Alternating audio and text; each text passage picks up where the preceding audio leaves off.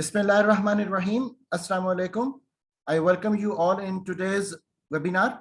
And today I'm feeling a lot of happiness and pride that Mr. Asadur Rahman has joined us to give us a practical orientation about what industry is doing related to the HR practices. Mr. Asad, as I mailed you about his profile as well, he is management executive and group head at Pak Arab Refinery. He has got a number of years of experience in the industry. He has worked for FMCG, education sector, textile sector, and a couple of other works which he has done exclusively.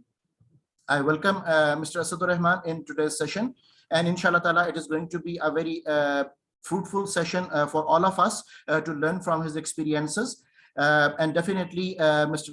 Asadur Rahman would be sharing with us that how organizational development and change management is taking place in the industry technically and practically. Along with that, at the end of the session, we'll have definitely the question answer time in which you can ask him as many questions as you want to further enhance your learning experience. So without wasting any further context in our wait for discussion, I welcome Asadur Rahman. Assalamu alaikum, Asad. Walaikum assalam, Sulaiman. And good morning, everybody. My voice is clear to all of you? Ji, please, it is very much clear, and you may start now. And inshallah ta'ala, if there is any issue, the students can put that question or query in the Zoom group chat, और वहाँ से हम आपके questions को वो pick कर लेंगे, and I'll be asking those questions to Asad. So please, Asad, the mic is over to you. Okay, thank you so much, Sulaiman. As Sulaiman already introduced myself, basically without going on my introduction, I am going to start this session with a story. बाद में बताऊंगा आपको कि story person है कौन. Basically, the OD and change management starts basically within yourself. Basically, how it comes.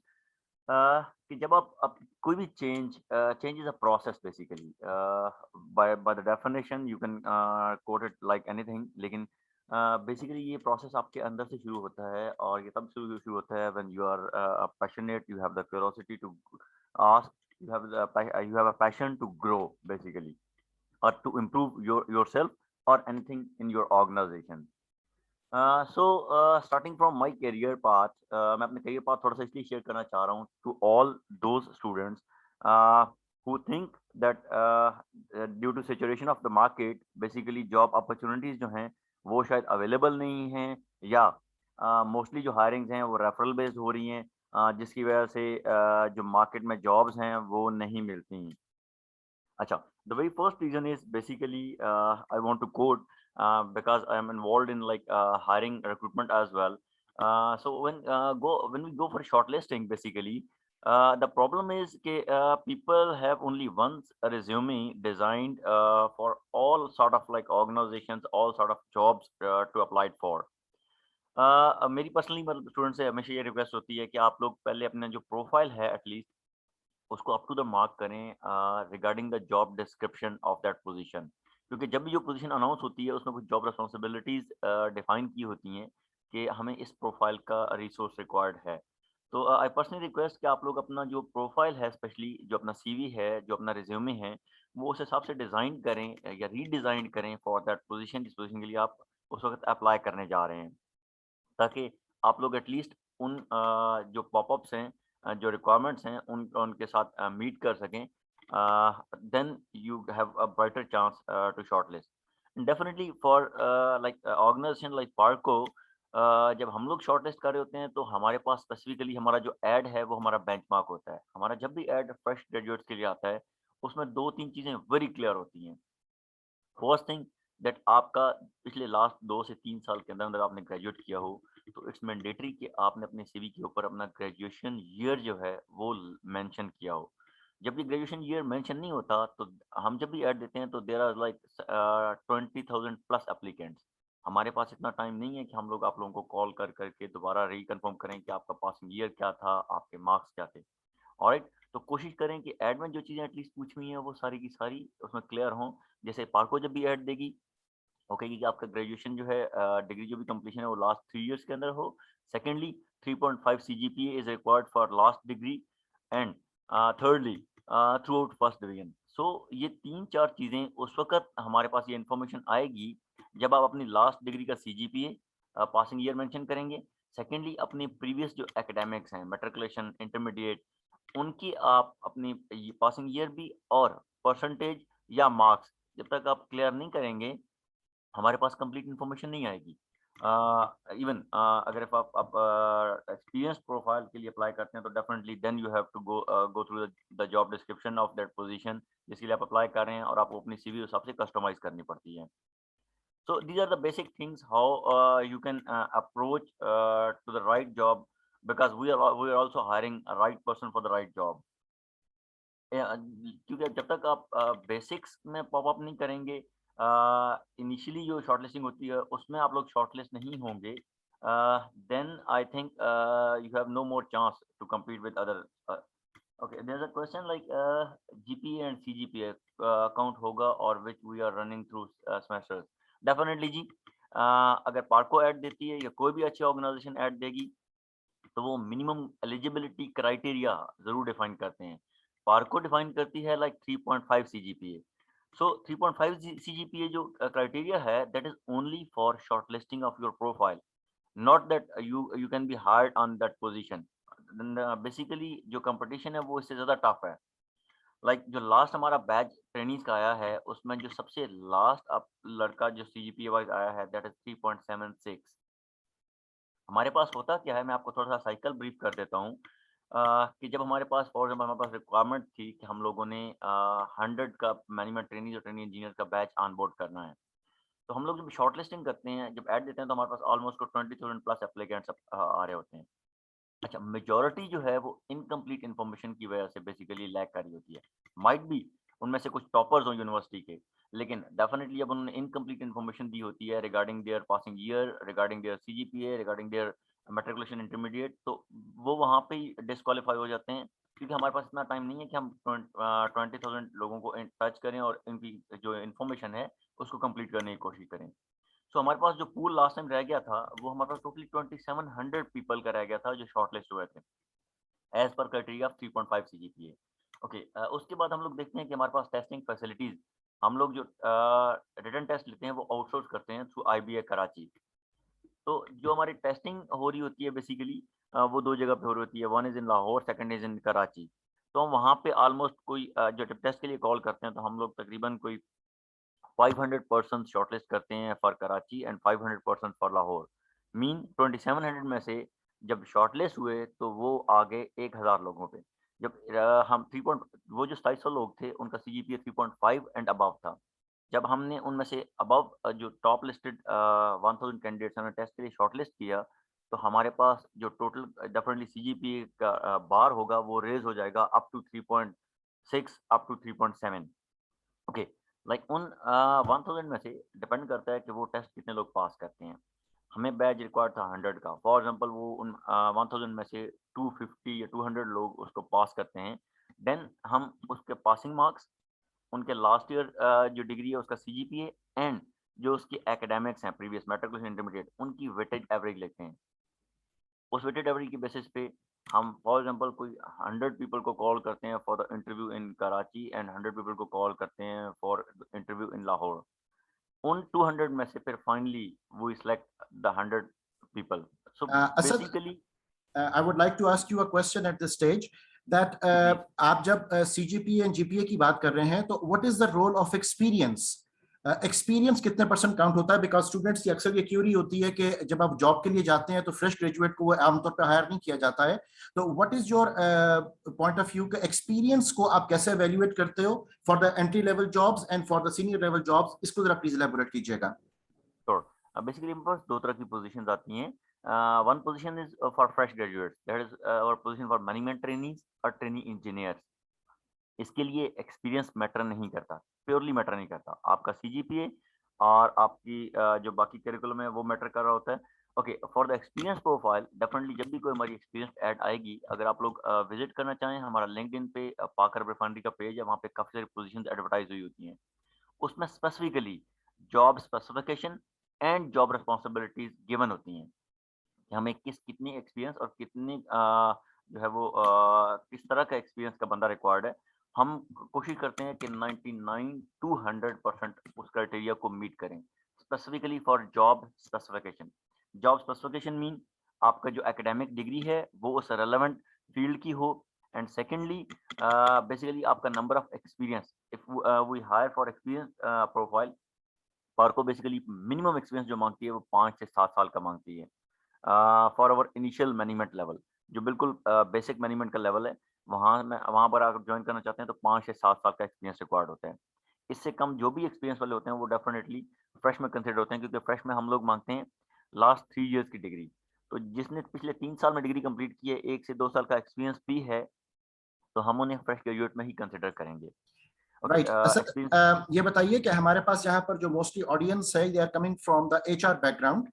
तो particularly HR के department में ये जो तमाम हमारे पास स्टूडेंट्स हैं, इनको किन कंपिटेंसीज एंड प्रोफिशिएंसीज की जरूरत है which they should be focusing upon when they are planning to join the organisations? Basically, if we talk about like competencies, the most proficient competency is your interpersonal skills. Basically, uh, at the hiring time, basically आपका जो काम है उसको कोई मतलब evaluate उस हिसाब से नहीं कर सकता, लेकिन जो आपकी कम्युनिकेशन है, आपके इंटरपर्सनल स्किल्स हैं, that should be more effective. Basically आप जितना इफेक्टिव तरीके से कम्युनिकेट करेंगे ड्यूरिंग इंटरव्यू, और उसके अलावा डेफिनेटली टेस्ट जो है हमारा थर्ड पार्टी के थ्रू होता है, तो उसके लिए आपने जब बाकी टेस्ट के लिए, यूनिवर्सिटी टेस्ट के लिए या बाकी टेस्ट के लिए आप लोग प्रिपरेशन कर रहे होते हैं, you can go through that test. That is not वो ज़्यादा मतलब जो टेस्ट है वो क्लियर करना कोई इतना ज़्यादा मुश्किल नहीं होता, क्योंकि वो जेनेरिक बेस्ड टेस्ट होता है। जिसने बेसिक यूनिवर्सिटी के एंट्री टेस्ट के लिए प्रिपरेशन की हुई है, वो उस टेस्ट को क्लियर कर सकता है। उसमें स्पेसिफिक क्वेश्चंस कुछ एचआर के होते हैं डेफिनेटली, लेकिन अगेन वो थ्योरेटिकल क्वेश्चंस होते हैं। जो आप बेसिकली एवेलुएट हो होते हैं इन तमाम प्रोसेस का गो थ्रू करने के बाद during interview, that is your interpersonal skills. If you are good in that, you definitely you can be shortlisted, because HR जो है वो किसी भी ऑर्गेनाइजेशन का फ्रंट फेस होता है। तो जो फ्रंट फेस होगा, डेफिनेटली जब आप कम्युनिकेट कर रहे होते हैं बिटवीन एम्प्लॉय एंड एम्प्लॉयर, तो इट्स मैंडेटरी कि आप अ, अपने जो इंटरपर्सनल स्किल्स हैं उनको अप टू द मार्क करें। Secondly, the thing that matters that is positive attitude, क्योंकि आपको ड्यूरिंग इंटरव्यू कुछ ऐसे क्वेश्चन में पुट अप किया जाता है, कुछ ऐसे सिनेरियोज में आपको लिया जाता है, एवेलुएट किया जाता है कि आप अपने एटीट्यूड, पॉजिटिव एटीट्यूड के साथ आप उनको कोप अप करते हैं, या you have some attitude problem.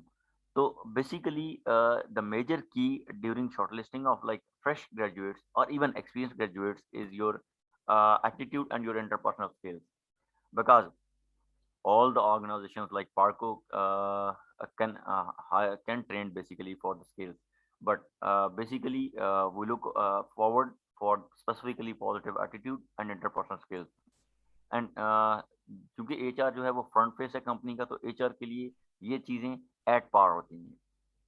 Right, thank you very much Asad for your kind briefing. Please अब थोड़ा सा अपनी ऑर्गेनाइजेशन की जो है वो हिस्ट्री और थोड़ी सी उसकी हायरार्की के बारे में आप बता दें, और साथ हमें ये श्योर बता श्योर। दें कि जब ऑर्गेनाइजेशंस के साथ लोग एसोसिएट होते हैं तो किस किस्म के चैलेंजेस, किस किस्म के प्रॉब्लम्स का सामना करना पड़ता है और उसको आप कैसे टैकल अप करते हो? Alright, G. Okay, Park Urban Foundry basically started their business in 1974 as a pipeline company. The vision was basically कि 1974 में इन्होंने कराची पोर्ट कासिम से लेके यहाँ महमूद कोट कस्बा गुजरात, ये मुजफ्फरगढ़ का एरिया है, यहाँ तक एक पाइपलाइन 827 किलोमीटर की पाइपलाइन स्प्रेड आउट की हुई है, जिसके थ्रू ये क्रूड ऑयल जो बेसिकली एक्सप्लोरेशन के थ्रू निकलता है वो यहाँ तक ट्रांसपोर्ट करते हैं। और इससे पहले यही line white oil pipeline like diesel को ट्रांसपोर्ट करने के लिए यूज होती थी। ओके, बेसिकली तब इसका जो पर्पस था वो ये था कि अगर एक स्टडी हुई थी कि अगर 2000 2000 तक, 74 में ये कमीशन हुई है पाइपलाइन, तो 2000 तक अगर ये पाइपलाइन इंस्टॉल्ड ना होती, तो वो ऑयल जो पाइपलाइन के थ्रू आ रहा है महमूद कोट तक, वो तमाम के तमाम ऑयल टैंक लॉरी के थ्रू आता, और रोड पे एवरी 5 किलोमीटर के बाद एक टैंक लॉरी जो है वो ऑन रोड होती। उसमें इश्यूज क्या क्या हैं बेसिकली? उसमें डेफिनेटली एक्सीडेंटल चांसेस हैं, जो उसमें एनवायरनमेंट का इशू है वो है, ट्रैफिक लोड बढ़ जाता, इन तमाम चीज़ों को मद्देनजर रखते हुए और स्पेशली कॉस्ट फैक्टर, जो पाइपलाइन की ट्रांसपोर्टेशन कॉस्ट है that is much less than the transportation through tank lorries. So this was the like reason कि ये पाइपलाइन जो है that was a joint venture between Shell, PSO, Chevron and Total। तो ये चार companies का basically joint venture है जिसके थ्रू ये पाइपलाइन जो है वो कमीशन की गई थी। ओके, जब पाइपलाइन कमीशन की तो डेफिनेटली 98 में अगेन रिक्वायरमेंट हुई कि अगर हम यहाँ तक क्रूड ऑयल या वाइट ऑयल जो ट्रांसपोर्ट कर रहे हैं, क्यों ना हम यहाँ पे इसी फैसिलिटी में एक रिफाइनरी लगाएं, जो बेसिकली हमारी एंड प्रोडक्ट्स को यहाँ पे रिफाइन करने के बाद उस क्रूड ऑयल को हम लोग प्रोड्यूस कर सकें और आगे एंड यूजर तक भिजवा सकें। तो 2000 में पाक अरब रिफाइनरी की यहाँ पे रिफाइनरी कमीशन हुई। बेसिकली इसकी जो तब कैपेसिटी डिजाइन की गई थी that was 100,000 barrel per day, 1 lakh barrel per day इस रिफाइनरी की कैपेसिटी थी टिल 2019। 2020 में भी हमने इसे रीवैम्प किया है और अब इसकी कैपेसिटी जो है वो 1,20,000 बैरल पर डे है एंड अल्हम्दुलिल्लाह this is one of the largest operating refinery of Pakistan. Basically अब जो हम प्रोडक्ट्स प्रोड्यूस कर रहे हैं for the non technical person, कि हम लोग काम क्या कर रहे हैं। हम लोग जो क्रूड ऑयल आता है उसको जब हम प्रोसेस करते हैं, आप लोगों ने अगर बेसिक केमिस्ट्री पढ़ी है तो डिस्टिलेशन का हमारे पास वैक्यूम डिस्टिलेशन, क्रूड डिस्टिलेशन के डिफरेंट प्रोसेसेस होते हैं, जिसके थ्रू हमारा बेसिकली हम उस क्रूड ऑयल को अप टू 600 डिग्री सेंटीग्रेड तक हीट देते हैं एक कॉलम के अंदर, और फिर डिफरेंट प्रोडक्ट्स ले रहे होते हैं। जो top of the list definitely lighter products top side पे होती हैं, हैवियर प्रोडक्ट्स बॉटम पे होती हैं। तो उस वेसल में से सबसे ऊपर जो हमारे प्रोडक्ट निकलती है दैट इज एलपीजी। हमारी पार्को की अपनी ही कंपनी है। इससे पहले सॉरी एक जो ब्रीफ आपको इंट्रोडक्ट चीज मैं बताना भूल गया कि ऑयल सेगमेंट जो है ये 3 सेगमेंट्स में बेसिकली डिवाइडेड है।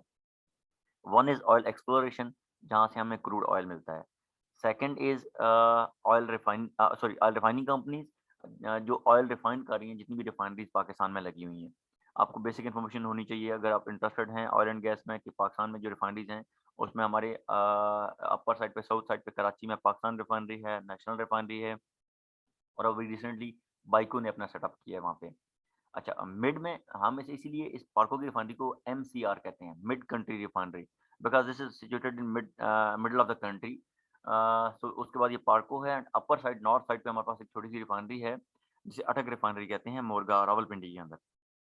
And third segment of oil segment is like oil marketing company, जो आप फ्यूल स्टेशन देखते हैं बेसिकली, टोटल, शेल, उसके बाद शेवरॉन के हैं, कार्टेक्स के हैं, पीएसओ के हैं। तो these are oil marketing company. तो बेसिकली ऑयल सेगमेंट 3 सेगमेंट्स में डिवाइड हो गया, exploration, refining and oil marketing. जी, thank you very much Asad. Basically ये आपने बड़ा अच्छा जी वो इंडस्ट्री ओवरव्यू हमें सारा प्रेजेंट किया। काइंडली अब हम ये जानना चाह रहे हैं कि ये इन सारे प्रोसेसेस के अंदर इतना बड़ा सेटअप है, इतना बड़ा आप लोगों ने सारा नेटवर्क एस्टेब्लिश किया, एचआर के चैलेंजेस वो टिपिकली क्या हैं और उन एचआर चैलेंजेस को आप कैसे मीटअप करते हो ऑर्गेनाइजेशन के साथ, इंटरनल एसोसिएशन के लिए भी और एक्सटर्नल कॉन्टेक्स्ट में भी? Okay, thank you Suleman. Basically because this is oil and gas segment, तो हमें जो बेसिक रिसोर्सेज चाहिए होते हैं वो बेसिकली इंजीनियरिंग बैकग्राउंड के चाहिए होते हैं, क्योंकि हमारी जितनी भी प्रोसेस हैं वो आपस में इंटरलिंक्ड है और हमारा ऑटोमेटेड प्लांट है, जिसको रन करने के लिए हमारे पास ऑलमोस्ट कोई exactly I am working on OD, तो हमारे पास 841 की स्ट्रेंथ है जो इस वक्त ऑन बोर्ड है इन रिफाइनरी ओनली ओनली। अच्छा, इसमें मेजोरिटी जो है वो इंजीनियर्स की है। इंजीनियर्स के साथ जो सपोर्टिंग फंक्शन है वो बेसिकली हमारे पास है एसोसिएटेड इंजीनियर्स, जिन्होंने लाइक डीएई डिप्लोमा वगैरह किया होता है, तो वो हमारे पास टेक्नोलॉजिस्ट कहलाते हैं। तो these are basically operational part of our organisation. अच्छा, इन्हें बेसिकली हमारे पास जो बेसिक चैलेंज है for the HR person specifically that is business acumen, कि आपको जब तक बिजनेस एक्यूमेन नहीं होगा, आप हम किस बिजनेस में हैं और हम कैसे ऑपरेट कर रहे हैं, you are not going to shortlist that talent basically which is required for the organization। तो जब तक आप ऑर्गेनाइजेशन के बारे में नहीं जानेंगे, आप कोप अप नहीं कर पाएंगे। For the fresh students basically, आप जब भी किसी ऑर्गेनाइजेशन के लिए इंटरव्यू देते हैं तो at least go to their website, उनकी थोड़ी सी हिस्ट्री पढ़ें, in what business they are, और उनकी प्रोडक्ट्स कौन कौन सी हैं, ताकि आपको बेसिक बिजनेस जो अंडरस्टैंडिंग है वो क्लियर हो। बिकॉज जब तक आपको बिजनेस अकेमन क्लियर नहीं होता, you can't add value in that, in the processes, and even if you are in the recruitment, then it is mandatory for the HR guy basically to get at least आपके पास basic knowledge जरूर हो उस business का, ताकि आप during evaluation जहाँ पे आप उनके सॉफ्ट स्किल्स आपके गेज कर रहे हैं, वहाँ पे एटलीस्ट आपको ये इन्फॉर्मेशन ज़रूर हो कि ये बंदा जो इंटरव्यू के लिए आया है, ये ऑर्गेनाइजेशन के बारे में कितनी सारी इन्फॉर्मेशन रखता है और इसको बिजनेस प्रोसेसेस के बारे में कितना नॉलेज है। बिकॉज़ जो एचआर गाय है वो टेक्निकल इंटरव्यूज़ का पार्ट भी होता है, और डेफिनिटली जो मैनेजमेंट जो लेवल के लोग होते हैं, उनको ऑनबोर्ड करने के लिए उनका प्रोसेस में उनका पार्ट भी होता है। जी please Suleman, I think right. Question will be clear. जी thank you very much Asad. मैं एक अनाउंसमेंट भी करता चलूं कि पार्टिसिपेंट्स अगर कोई क्वेश्चन पूछना चाहें तो they can always put it in zoom group chat, वहां से हम क्वेश्चन पिक कर सकते हैं। Secondly Asad, if you can show us कि ऑर्गेनाइजेशन के जो प्रोसेसेस हैं वो किस तरह से एग्जीक्यूट होते हैं, चैलेंजेस और मुश्किलात का सामना कैसे करना पड़ता है, और अगर उस मकसद के लिए अगर आप हमें कोई हायरार्की दिखा सकें या कोई जॉब डिस्क्रिप्शंस बता सकें जहां से हम एचआर के कॉन्टेक्स्ट में मूव करें, and then will be better able to understand कि ऑर्गेनाइजेशन के इंटरनल प्रोसेसेस वो कैसे हैं, उनमें किस किस्म के चैलेंजेस का सामना करना पड़ रहा है, और being an expert of OD and change management किस तरह के चेंज मैनेजमेंट प्रोग्राम्स हैं which you have to incorporate. Okay, alright. Basically मैं स्लाइड्स की तरफ मूव होता हूँ। I want to share some screen with you.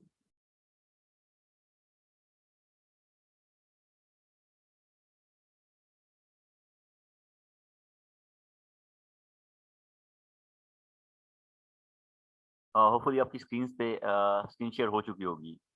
Ji it is visible please. Okay, alright, alright. Okay, this is like practically organogram जो इस वक्त हम लोग मैनेज कर रहे हैं। अच्छा, जब आप ऑर्गेनोग्राम डेफिनेटली आप जब उसको एकेडमिक पॉइंट ऑफ व्यू से स्टडी करते हैं तो आपके पास दो चीज़ें आ रही होती हैं। One is like functional reporting and second is administrative reporting. अच्छा, वहाँ पे चीज़ें शायद उस तरीके से क्लियर नहीं होती जब हम प्रैक्टिकली ये काम कर रहे होते हैं। तो मैं यहाँ पे आपको एग्जांपल के साथ गो थ्रू करवा सकता हूँ। लाइक हमारे यहाँ पर ये ऑर्गेनोग्राम जो है वो सिर्फ रिफाइनरी का ऑर्गेनोग्राम है, जिसको बेसिकली हेड कर रहे होते हैं हमारे जीएम रिफाइनरी। जीएम रिफाइनरी जो है वो रिपोर्ट करते हैं हमारे डीएमडी ऑपरेशंस को, जो बेसिकली हमारे कराची हेड ऑफिस में बैठते हैं। अच्छा, जो हमारी टेक्निकल साइड है बेसिकली रिफाइनरी की, वो दो साइड्स हैं। One is like operations and second is definitely अगर हम एक कम्प्लेक्स प्लांट चला रहे हैं तो हमें उसकी मेंटेनेंस भी करनी है, दोनों तरह की, corrective maintenance and proactive maintenance. और इसके साथ साथ जो हमारे अपकमिंग प्रोजेक्ट्स हैं उनको देखने के लिए भी हमारे जो मेंटेनेंस एंड प्रोजेक्ट्स की डोमेन है वो बेसिकली इसको एग्जीक्यूट कर रहे होते हैं। अच्छा, हम ऑपरेशन साइड को थोड़ा सा ब्रीफली डिस्क्राइब कर देता हूँ कि हमारे ऑपरेशन में एक तो हमारा मेन प्रोसेस है बेसिकली वो है प्रोसेस डिपार्टमेंट, जो प्रैक्टिकली रिफाइनरी को ऑपरेट कर रहे होते हैं और क्रूड ऑयल से लेके एंड प्रोडक्ट्स तक प्रोडक्ट्स प्रोड्यूस कर रहे होते हैं या रिफाइन कर रहे होते हैं। अच्छा, सेकंड जो हमारा कोर एलिमेंट है वो है basically U and O M, utilities and oil movement. अच्छा, उस प्रोसेस को बेसिकली ऑपरेट करने के लिए कुछ यूटिलिटीज रिक्वायर्ड होती हैं। जैसे अगर हमें टेम्परेचर 600 डिग्री सेंटीग्रेड तक लेके जाना है तो उसके लिए हमें कौन कौन सी यूटिलिटीज रिक्वायर्ड है? हमें बॉयलर्स रिक्वायर्ड हैं जो हमें स्टीम देंगे, हॉट स्टीम, ताकि हम अपने टेम्परेचर को राइज़ कर सकें। उसके अलावा हमें फ्यूल ऑयल देंगे ताकि हम अपनी फर्नेसेस को बर्न करके वो मैक्सिमम टेम्परेचर जो है गेन कर सकें। सेकेंडली, हमें हॉट वाटर, कूल वाटर अगर सिस्टम में कहीं रिक्वायर्ड है तो जो कूलिंग टावर्स हैं ये सारा हमारा यूटिलिटीज़ का पार्ट है जो हमें प्रोवाइड कर रहे होते हैं। अच्छा, उसी के साथ यू एंड ओ मेंशन होगा, यूटिलिटीज़ एंड ऑयल मूवमेंट। जो ऑयल मूवमेंट है बेसिकली वो हमारा डिपार्टमेंट मैनेज कर रहा होता है। इंटरनली जितनी भी हमारी बाय प्रोडक्ट्स बन रही हैं उनकी storage up to into specific tanks, जो हमारे यहाँ पे बड़े-बड़े टैंक्स बने हुए हैं। अगर आप आर्को की वेबसाइट पे जाएँगे आपको काफ़ी सारे कैमोफ्लेज टैंक्स नज़र आएँगे। तो बेसिकली हमारे बाय प्रोडक्ट के टैंक्स हैं। एंड सेकंडली जो हमारी गैंट्री है जिसमें हमारे ट्रक लोडिंग हो रही होती है डिफरेंट प्रोडक्ट्स की। तो लाइक एलपीजी प्रोड्यूस हो रहा है, वो लोड हो रही है बाउज़र्स के अंदर। उसका आपने देखा होगा एलपीजी के डिफरेंट सिलेंडर शेप में टैंकर्स होते हैं। और बाकी जो प्रोडक्ट्स हैं वो टैंकर्स के अंदर फिल हो रही होती हैं, जिसमें हमारा बेसिकली सबसे ऊपर जो आता है वो गैस हम उसे कहते हैं, जिसे आप लोग पेट्रोल कहते हैं। उसमें भी हमारी दो चीज़ें होती हैं, एक हमारा हाई ऑक्टेन होता है और एक हमारा नॉर्मल जो है वो पेट्रोल होता है। अच्छा, उसके बाद जो उससे नीचे प्रोडक्ट आती है वो बेसिकली हमारी आती है केरोसिन की प्रोडक्ट। अच्छा, for your information only, kerosene की जो प्रोडक्ट है, आपके मुताबिक केरोसिन ऑयल जो है वो सिर्फ शायद कुछ चीज़ें जलाने के लिए काम आता होगा। लेकिन हम लोग केरोसिन से क्या कर रहे हैं, हम लोग केरोसिन से 2 प्रोडक्ट्स बना रहे हैं।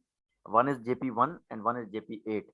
जेपी-1 प्रोडक्ट जो है वो यूज़ होती है फॉर कमर्शियल एयरलाइंस, और जो जेपी-8 है ये बेसिकली यूज़ होती है फॉर फाइटर एयरलाइंस। एंड पार्को की टैगलाइन है, मैं थोड़ा-सा उसको ब्रीफ इंट्रोडक्शन देता जाऊँ। पार्को की टैगलाइन है energy lifeline of the nation. और जब बारी आती है इस टैगलाइन को प्रूव करने की, तो अल्हम्दुलिल्लाह यू पीपल रिमेंबर कि 2019 में फरवरी में हमारा इंडिया के साथ एक क्लैश आया था। तो वो जो प्लेन्स जिन्होंने उनको टेक ओवर किया था, जो हमारे फाइटर प्लेन्स वो टेक ऑफ हुए थे शोरकोट से। तो Shorkot Jhang is like nearby to our Muzaffargarh. वहाँ पे जितनी भी जेपी-8 की सप्लाई थी हमारा, क्योंकि 2019 में हमारा टर्न अराउंड प्लान था हमारी पूरी रिफाइनरी का। तो गवर्नमेंट मिनिस्ट्री ऑफ इंटीरियर की वजह से हमने वो टर्न अराउंड पोस्टपोन किया और हमने 3 महीने की अनइंटरप्टेड सप्लाई जेपी-8 की एयरफोर्स को दी। एंड अल्हम्दुलिल्लाह we are energy lifeline of the nation.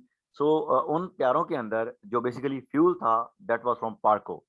That's और great. That's great, Asad. Like, उसके बाद बेसिकली जैसे ही ये अचीवमेंट हुई तो उसके बाद हमें बाकायदा जो एयर कमोडोर है उनकी तरफ से अप्रिसिएशन लेटर रिसीव हुआ था।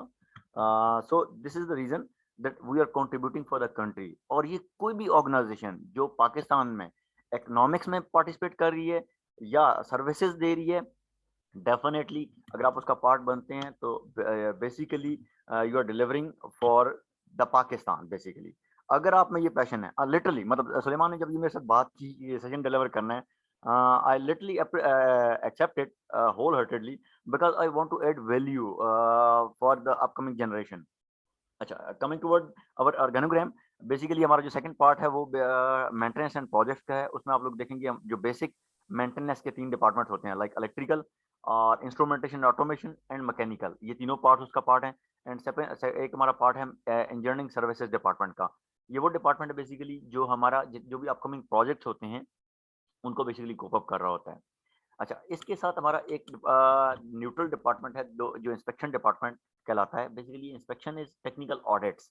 तो ये डायरेक्टली रिपोर्ट करता है जिम रिफाइनरी को, ताकि ये अपनी न्यूट्रल रिपोर्ट्स तमाम प्रोसेस के बारे में जिम रिफाइनरी को दे सके। अच्छा, अब आता है सर्विसेज डिपार्टमेंट की तरफ।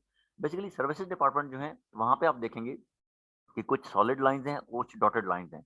बेसिकली जो सॉलिड लाइंस हैं that shows the functional reporting of that thing, और जो डॉटेड लाइन है वो एडमिनिस्ट्रेटिव रिपोर्टिंग और सॉलिड लाइंस फंक्शनल रिपोर्टिंग को शो करती हैं। फॉर एग्जांपल, अगर आप देखेंगे कि जी हमारे जो सर्विसेज डिपार्टमेंट हैं, जो मटेरियल डिपार्टमेंट है, एडमिन डिपार्टमेंट है, एचआर डिपार्टमेंट है, फाइनेंस डिपार्टमेंट है, इन तमाम की बेसिकली जो फंक्शनल रिपोर्टिंग है वो डायरेक्टली रिपोर्ट करते हैं टू देयर कंसर्न जीएम्स, क्योंकि रिफाइनरी बेस्ड हैं। तो ये बेसिकली इनकी जो फंक्शनल रिपोर्टिंग है वो जिम रिफाइनरी को हो जाती है और इनकी एडमिनिस्ट्रेटिव रिपोर्टिंग जो है वो इनके रेस्पेक्टिव फंक्शंस को हो जाती है।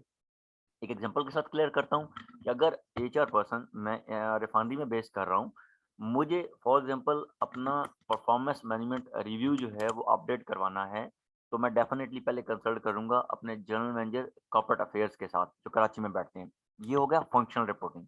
अच्छा, अगर मुझे यहाँ पे रिफाइनरी में रहते हुए मुझे लीव पे जाना है, मुझे कोई मटेरियल रिफाइनरी से आउट करना है, गेट पास बनाना है, या मुझे फिजिकली को गेस्ट वगैरह बुलाने हैं, उनके अप्रूवल्स रिक्वायर्ड है। ये सारे एडमिनिस्ट्रेटिव मैटर्स हैं रिफाइनरी के। तो मुझे इसके लिए अप्रूवल रिक्वायर्ड होंगी जीएम रिफाइनरी की। तो होपफुली आपको इस एग्जांपल से क्लियर हो गया होगा कि what is the functional reporting and what is administrative reporting. जो रिफाइनरी की डोमेन के अंदर एडमिनिस्ट्रेटिव चीजें परफॉर्म हो रही होती हैं, उसके लिए approving authority is like GM refinery. और जो मेरे एचआर के जितने भी फंक्शंस हैं, like recruitment, like shared services, like OD, like training, like industrial relations, इन तमाम के लिए I report to general manager corporate affairs in Karachi. right. So Thank this you is very much, basically Asad. Like we have understood the whole organogram. Thank you very much for your briefing. Please ये बताइएगा कि अब इस पूरी association के अंदर अब ये पूरा एक हमारे सामने ऑर्गेनोग्राम आ गया, इंडस्ट्रियल स्ट्रक्चर हमारे सामने आ गया। अब ये प्लीज ब्रीफ कीजिएगा कि चेंज किस किस्म का आपके ऑर्गेनाइजेशन के अंदर आता है और उसकी क्या प्रोसीजरल स्टेप्स होते हैं, किस तरह से चेंज टेकअप किया जाता है, उसके प्लान पर्सपेक्टिव्स क्या होंगे, ये प्लीज इसके ऊपर प्लीज अपनी ब्रीफिंग वो कीजिए। Sure. I am switching over a slide for the change management process. Basically ये थ्योरेटिकल काम है जो ऑलरेडी आप लोगों ने गो थ्रू किया होगा कि हम जो चेंज रिक्वेस्ट है वो किस तरीके से टेकअप करते हैं, उसके बाद उसको बोर्ड में प्रेजेंट किस तरीके से करते हैं, उसकी प्लानिंग, उसकी इम्प्लीमेंटेशन, उसका रिव्यू और डेफिनेटली इसको सस्टेन करना। मैं इसको एक एग्जांपल के साथ कोप अप करता हूँ, प्रैक्टिकल एग्जांपल के साथ, ताकि आप लोगों को ये चीज़ें क्लियर हो जाएँ। अच्छा, हमारा बेसिकली जब मैंने 2014 में पार्को को जॉइन किया, तो जो लीव मैनेजमेंट सिस्टम है, लोगों ने छुट्टियाँ अप्लाई करनी है, दैट वाज़ क्वाइट मैनुअल। वो किस तरीके से हो रहा था कि पेपर पे एक जो अपने लीव, अपने बेसिक क्रेडेंशियल्स फिल करने के बाद वो लोग पहले एचआर में आते थे। एचआर उसपे बताता था कि आपकी कितना लीव बैलेंस टोटल था, आप कितने अवेल कर चुके हैं और रिमेनिंग बैलेंस कितना है। वो अपने इनिशियल्स करते थे। देन वो अपने जो फर्स्ट स्टेज ऑफ हायरार्की है वहाँ पे जाता था। उसे अपनी जो भी पर्सनल प्रॉब्लम है बताता था कि ये प्रॉब्लम है, इसके लिए मुझे लीव चाहिए। उसके बाद वो ऊपर अपने ग्रुप हेड के पास जाएगा, देन अपने मैनेजर के पास जाएगा, फिर वो मैनेजर साइन करेगा तो उसकी लीव अप्रूव होगी। That was the system, existing system over over there. Basically वो पेपरलेस एनवायरनमेंट नहीं था, बेसिकली फुल ऑफ पेपर्स था। And when we talk about Parco, हम लोग पेपरलेस एनवायरनमेंट, कॉस्ट सेविंग के साथ-साथ we are also trying to for the sustainable environment protection as well. तो जब एनवायरनमेंट की बात करते हैं तो आप एक स्टैटिस्टिक्स हैं बेसिकली वर्ल्ड वाइड कि आपका जो 3000 पेपर्स हैं, जब आप प्रिंट करते हैं, यूज़ करते हैं, कंज़्यूम करते हैं, that cost a groomed tree. एक दरख्त जो है वो आप पूरा कंज़्यूम कर लेते हैं 3000 पेपर यूटिलाइज़ करने में। और अगर मैंने आपको बताया कि हमारी 841 की स्ट्रेंथ है, तो 841 स्ट्रेंथ हर बंदे की 10 कैज़ुअल लीव की एंटाइटलमेंट है, 30 एनुअल लीव की एंटाइटलमेंट है और इसके अलावा 20 सिक लीव की एंटाइटलमेंट है। इट्स मीन कि 30, 50, 60, 60 छुट्टियाँ हर बंदे ने साल में करनी है। 60 इंटू 841। अच्छा, ये तो तब है जब एक ही दफ़ा लीव फिल की पेपर पे और वो अप्रूव हो गई। अदरवाइज़ अगर ये कहीं पे रिग्रेट होती है, दोबारा फिल करें, पेपर लाइक डैमेज हो रहा है, कुछ भी हो रहा है, कहीं पे किसी यूनिट पे पेपर पहुँचा, अगला बंदा चाय पी रहा था, चाय गिर गई, मतलब मल्टीपल फैक्टर्स हैं इसमें, मैनुअल काम के अंदर। तो व्हेन आई जॉइन्ड इन 2014, ये सारा सिस्टम देखने के बाद हम एक प्रपोज़ल देना था, बिकॉज़ जब प्रीवियसली मैं काम कर रहा था टेक्सटाइल सेक्टर में, वहाँ पे हमने online leave management system implement किया था। तो यहाँ पे जब ये सारी सूरत-हाल देखी और इनसे शुरू में बात की, तो इनके पास काफ़ी सारी लिमिटेशंस थी। सबसे पहली लिमिटेशन कि हमारे पास जो 841 पीपल हैं, वो तमाम के तमाम कंप्यूटर यूज़र्स नहीं हैं।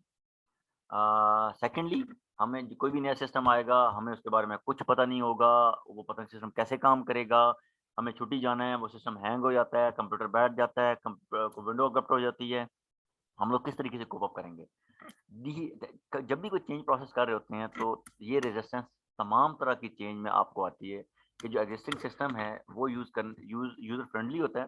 लोग जब उसको यूज़ कर रहे होते हैं, तो लोग चेंज नहीं चाहते। बेसिकली फ़ियर ऑफ अननोन होता है कि नया सिस्टम पता नहीं कैसा होगा, पता नहीं क्या करेगा हमारे साथ। हालाँकि सेम फ्लो को हम लोगों ने ऑनलाइन में जब कन्वर्ट किया, तो हम लोगों ने भी सेम प्रोसेस गो थ्रू किया कि ऑनलाइन लीव मैनेजमेंट सिस्टम की रिक्वेस्ट डाली सिस्टम में, जो हमारा एक सिस्टम फ्लो चार्ट बना हुआ था, उस फ्लो के थ्रू हमने एक रिक्वेस्ट पुट अप की। अच्छा, उस पे स्पेशली मैनेजमेंट की तरफ से आया कि आप इस हमें प्रपोज़ल पुट अप करें और हमें एक पहले प्रेज़ेंटेशन दें कि हम जब ये करने जाएँगे, basically what are we doing, how we cope up, and what are the results, what are the objectives we are going to gain from that basically proposal। तो इसको हम 3 से 4 सेगमेंट्स में करते हैं कि सबसे पहले हम इसको जब भी करते हैं प्रैक्टिकली, आप डॉक्यूमेंट शेप में किसी तरह भी लिखें, लेकिन 4 बेसिक चीज़ें हैं। सबसे पहले आप बैकग्राउंड बताते हैं कि हो क्या रहा है, बैकग्राउंड क्या है इस प्रपोजल का। सेकंड, इश्यूज क्या आ रहे हैं इस वक्त। थर्ड, वे फॉरवर्ड क्या होगा, आप अब क्या करने जा रहे हैं। And fourth is what objective you want achieve through this system. तो प्रपोजल के अंदर बेसिकली ये 4 कोर एलिमेंट्स होते हैं, आप इनको किसी भी तरीके से प्रेजेंट कर सकते हैं। अच्छा, जब ये इस तरीके से हमने प्रेजेंट किया, तो उसके बाद डेफिनेटली हमें वहाँ से उसकी अप्रूवल मिली। अच्छा, उसके बाद इसकी इम्प्लीमेंटेशन फेज़ थी और हमारा जो की कस्टोडियन इसमें था, वो था आईटी डिपार्टमेंट। और जब आईटी डिपार्टमेंट से बेसिकली आप कोई भी चीज़ पूछते हैं, सिस्टम नहीं चल रहा, सबसे पहला ऑप्शन आता है रीस्टार्ट कर लें। Just kidding. तो उनके पास सॉल्यूशंस बड़े कस्टमाइज़ किस्म के होते हैं, या पहला आंसर होता है कि नहीं ये नहीं हो सकता। तो फाइनली अल्हम्दुलिल्लाह we sit with the IT department. ये वो बेसिकली बैरियर्स हैं जो सारे आपको गो थ्रू करवा रहा हूँ प्रैक्टिकली, जो हमारे साथ हुए। आईटी के साथ बैठ के हमने पूरा वर्कफ्लो डिज़ाइन किया, जो सॉफ्टवेयर बेस्ड था। और फाइनली जब वो सारा केस डिज़ाइन हो गया तो उसमें डेफिनेटली हमने उसकी यूज़र यूएटी होता है, यूज़र टेस्टिंग बेसिकली हम उसका यूएटी करते हैं। यूज़र टेस्टिंग में डेफिनेटली प्रॉब्लम्स आती हैं, वो हम कोप अप करते हैं, उनको ओवरकम करते हैं और उसके बाद एक स्मूथ सिस्टम जो है वो गो लाइव होता है। अच्छा, गो लाइव होने के बाद भी डेफिनेटली हमारे पास काफ़ी सारी प्रॉब्लम्स आ रही होती हैं, जिनको हम कोप अप कर रहे होते हैं और हमें ये था कि हमने तमाम हायरार्की फॉलो करनी है जो हम सी टायर में फॉलो कर रहे थे कि एप्लीकेशन जब कोई भी इनिशियल बंदा राउट करता है तो डेफिनेटली उसमें उसके बैलेंसेस तो बिल्ट इन आ रहे हैं। वो जो पहले एप्लीकेशन पेपर फॉर्म में एचआर में आती थी, हमने वो ऑटोमेटेड उसमें सिस्टम में अपडेट कर दिया कि जो टोटल इतना बैलेंस है, जैसे जैसे लीव कंज्यूम करेंगे वो ऑटोमेटिकली अपडेट होता जाएगा। अच्छा, स्पेसिफिकली एक क्वेश्चन आपके जहन में होगा कि वो लोग जिनके पास कंप्यूटर नहीं था, उनके लिए हमने क्या किया? तो हम लोगों ने तमाम डिपार्टमेंट्स में बेसिकली फोकल पर्सन्स क्रिएट किए, जो बेसिकली हर मैनेजर के साथ उसका एक पर्सनल असिस्टेंट या एक कोऑर्डिनेटर होता है। उसके अलावा हर डिपार्टमेंट के अंदर हमने एक-एक बंदा नॉमिनेट करवाया who is good in computer computing system basically, just to use software not in like technical side. तो हमने उन तमाम को एचआर कोऑर्डिनेटर्स बनाया और लीव मैनेजमेंट सिस्टम के लिए एचआर एचआर फोकल पर्सन बनाया। उन्हें हमने ऑथराइज़ किया कि वो अपनी लीव तो अप्लाई कर ही सकते हैं, साथ-साथ वो on behalf of other employees भी कर सकते हैं। जैसे भी किसी एम्प्लॉयी का पर्सनल नंबर या एम्प्लॉयी नंबर उसमें एंटर करेंगे, तो उस एम्प्लॉयी की बेसिक इन्फॉर्मेशन आ जाएगी और उसकी बिहाफ पे वो उसकी लीव अप्लाई कर सकते हैं। तो बेसिकली वो जो प्रॉब्लम था हमारे पास कि हमारे पास लोग ज़्यादा हैं, कंप्यूटर उस लेवल के नहीं हैं, उसको कोप अप करने के लिए हमने एक्जिस्टिंग यूज़र्स को ही फोकल पर्सन्स बना दिया, एचआर कोऑर्डिनेटर्स बना दिया ताकि हम लोग इसको स्मूथली एग्ज़ीक्यूट कर सकें।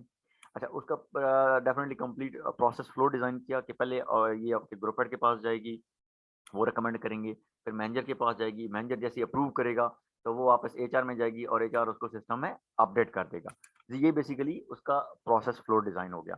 अच्छा, डेफ़िनेटली जब प्रोसेस फ्लो डिज़ाइन हो गया तो उसमें कुछ बग्स थी, कुछ जगहों पे प्रॉब्लम्स आ रहे थे, उनको जैसे-जैसे हमने ओवरकम किया, तो this a part of continuous improvement.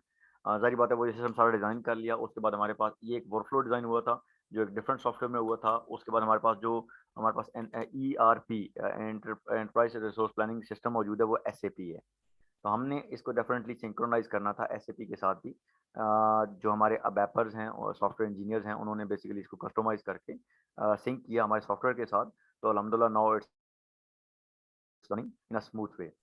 So this is a basically change management practical example to convert from a manual system to an automated system. Sir ये So hopefully बताइए you कि people काइंडली ये बताइए please कि इस पूरे process में from the very start of the idea conception and to the launch of the final product आपको कितना टाइम फ्रेम लगा? okay like इसमें 2 से 3 स्टेप्स हैं। सबसे पहले इनिशियल स्टेप कि हमने इसको जब इसकी रिक्वेस्ट डाली और इसका प्रपोजल सबमिट करवाया, क्योंकि मैनेजमेंट को आइडिया पसंद आया, इस वजह से हमें पहले 10 दिन के अंदर अंदर ही हमें 10 दिन का टाइम मिला कि 10 दिन में आप अपना प्रपोजल जो है वो सबमिट करवाएं और उसकी प्रेजेंटेशन का टाइम हमें दें। तो विद इन लाइक 15 डेज 10 दिन में प्रपोजल सबमिट करवाने के बाद हमारी क्योंकि प्रेजेंटेशन उसी डाटा में से बननी थी, तो हमने 5 दिन और लिए। 15 दिन के अंदर अंदर हम लोगों ने प्रपोजल सबमिट करवाया। आईटी के साथ जो हमें हमने हमें डेडलाइन मिली वो हमें 30 वर्किंग डेज की मिली कि आपने 30 वर्किंग डेज के अंदर अंदर इसको कोप अप करना है, इसको जो इसका फ्लो है वो सॉफ्टवेयर के थ्रू डिजाइन करना है। एंड अल्हम्दुलिल्लाह we did it in like 17 days, क्योंकि हम इसको सारे तो हम आपने अगर प्रोजेक्ट मैनेजमेंट का एक आध कोर्स अगर स्टडी किया है तो यू कैन अंडरस्टैंड कि ये तमाम चीज़ें जो हैं वो आप जब प्रोजेक्ट मैनेजमेंट में इंटीग्रेट कर रहे होते हैं तो आपके पास वो डिफरेंट स्पैन्स आ रहे होते हैं कि आप किस तरीके से इसको करेंगे, आपको रिसोर्सेज कौन से रिक्वायर्ड होंगे, टाइमलाइन के साथ गैंट चार्ट्स बने होते हैं। तो हम सेम उन्हीं गैंट चार्ट्स के थ्रू हम लोगों ने भी ये काम किया और specifically almost it takes like जो फर्स्ट गो लाइव था वो हमने within 45 days go live कर लिया था। उसके बाद डेफिनेटली कंटिन्यूअस इंप्रूवमेंट का प्रोसेस है, वो जब भी कोई बग आती है तो वो स्मूथली चल रहा है। लेकिन हम अल्हम्दुलिल्लाह लाइक 15 में ये इम्प्लीमेंट हुआ है तो मैक्सिमम वो टेक 6 मंथ्स, जो छोटे-मोटे बग्स थे वो ओवरकम किए एंड फ्रॉम जनवरी 16 ये स्मूथली रन हो रहा है। Alright, thank you very much Asad. Change management process आपने बड़ा कंप्रिहेंसिवली एलेबोरेट किया कि आप मैनुअल सिस्टम से ऑटोमेटेड सिस्टम की तरफ जिस तरह गए और फिर आपको जिन चैलेंजेस का सामना करना पड़ा।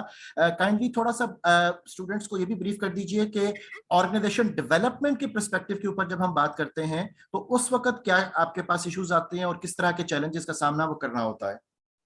ओके, जो बेसिकली ऑर्गेनाइजेशनल डेवलपमेंट है, बेसिकली वो चेंज मैनेजमेंट के थ्रू ही प्रोसेस होती है। जैसे अभी आपको बताया कि ये बेसिकली ऑर्गेनाइजेशन के लिए इट्स अ डेवलपमेंट कि आप एक मैनुअल सिस्टम से ऑटोमेटेड सिस्टम की तरफ जा रहे हैं। आप paperless full of paper environment से पेपरलेस एनवायरनमेंट की तरफ जा रहे हैं। एंड डेफिनेटली आप यूजर फ्रेंडली एनवायरनमेंट की तरफ जा रहे हैं। तो this a development for the organisation which occurs through a change management process basically. तो ओडी और चेंज मैनेजमेंट को डिफरेंट चीजें नहीं है। आप ऑर्गेनाइजेशनल डेवलपमेंट में कोई भी इनिशिएटिव लेना चाह रहे हैं, उसका जो प्रोसेस होगा वो चेंज मैनेजमेंट प्रोसेस को फॉलो करते हुए होगा, क्योंकि डेफिनेटली आपको new idea new new initiative organisation development के लिए कर रहे होते हैं। बेसिकली इसमें एक थोड़ा सा दोबारा वापस आता हूँ ऑर्गेनोग्राम की तरफ। हमारे जो डिपार्टमेंट्स हैं 2019 तक वो मेंटेनेंस डिपार्टमेंट एक ही डिपार्टमेंट था, जिसके अंडर हमारे मैनेजर्स नहीं थे, हमारे सिर्फ ग्रुप हेड थे, इलेक्ट्रिकल मैकेनिकल और आई एंड ए के। हम लोगों ने जब ये अपनी कैपेसिटी बढ़ाई 1,20,000 बैरल पे, इसके बैकएंड पे हमें कुछ बिजनेस यूनिट्स ऐड करने पड़े। और जो पहले मेंटेनेंस डिपार्टमेंट था, ये सारा 2010 में जो ऑर्गेनाइग्राम्स अप्रूव हुए थे बोर्ड ऑफ डायरेक्टर से, तब से ऑनवर्ड ये चल रहा था कि जी हमारे जो बिजनेस यूनिट प्रीवियसली थे उसके मुताबिक डिजाइंड है। उसके बाद हमारे 5 बिजनेस यूनिट्स ऐड ऑन हुए। एक मैं थोड़ा सा उनको ब्रीफ टेक्निकली आपको बता दूं कि एक डीएचडीएस बिजनेस यूनिट है जो हमारा यूरो 2 लेवल का डीजल प्रोड्यूस कर रहा है। एंड अल्हम्दुलिल्लाह we are only one in Pakistan जो यूरो 2 क्वालिटी पे डीजल प्रोड्यूस कर रहा है। और we have the capability from the same unit कि हम यूरो 5 लेवल का डीजल जो है वो भी प्रोड्यूस कर सकते हैं। अभी गवर्नमेंट उसकी पॉलिसी मेकिंग में है। जब उन्होंने तमाम ऑयल कंपनीज को, ऑयल रिफाइनरीज के रिप्रेजेंटेटिव्स को कॉल की, तो ऑल ऑफ देम वर कि हमें इस पे टाइम चाहिए। बेसिकली ओनली पार्को वॉल कि हम लोग ऑलरेडी इक्विप्ड हैं। जो हमने 2010 में इन्वेस्टमेंट की थी, we are capable to produce euro 5 diesel. अच्छा, एक जो हमने डीएचडीएस लगाया यूरो 5 डीजल के लिए। सेकंड, हमने एक हमारे पास एक प्रोडक्ट जो सबसे बॉटम में बचती थी, वो बेसिकली फर्नेस ऑयल था, ब्लैक प्रोडक्ट।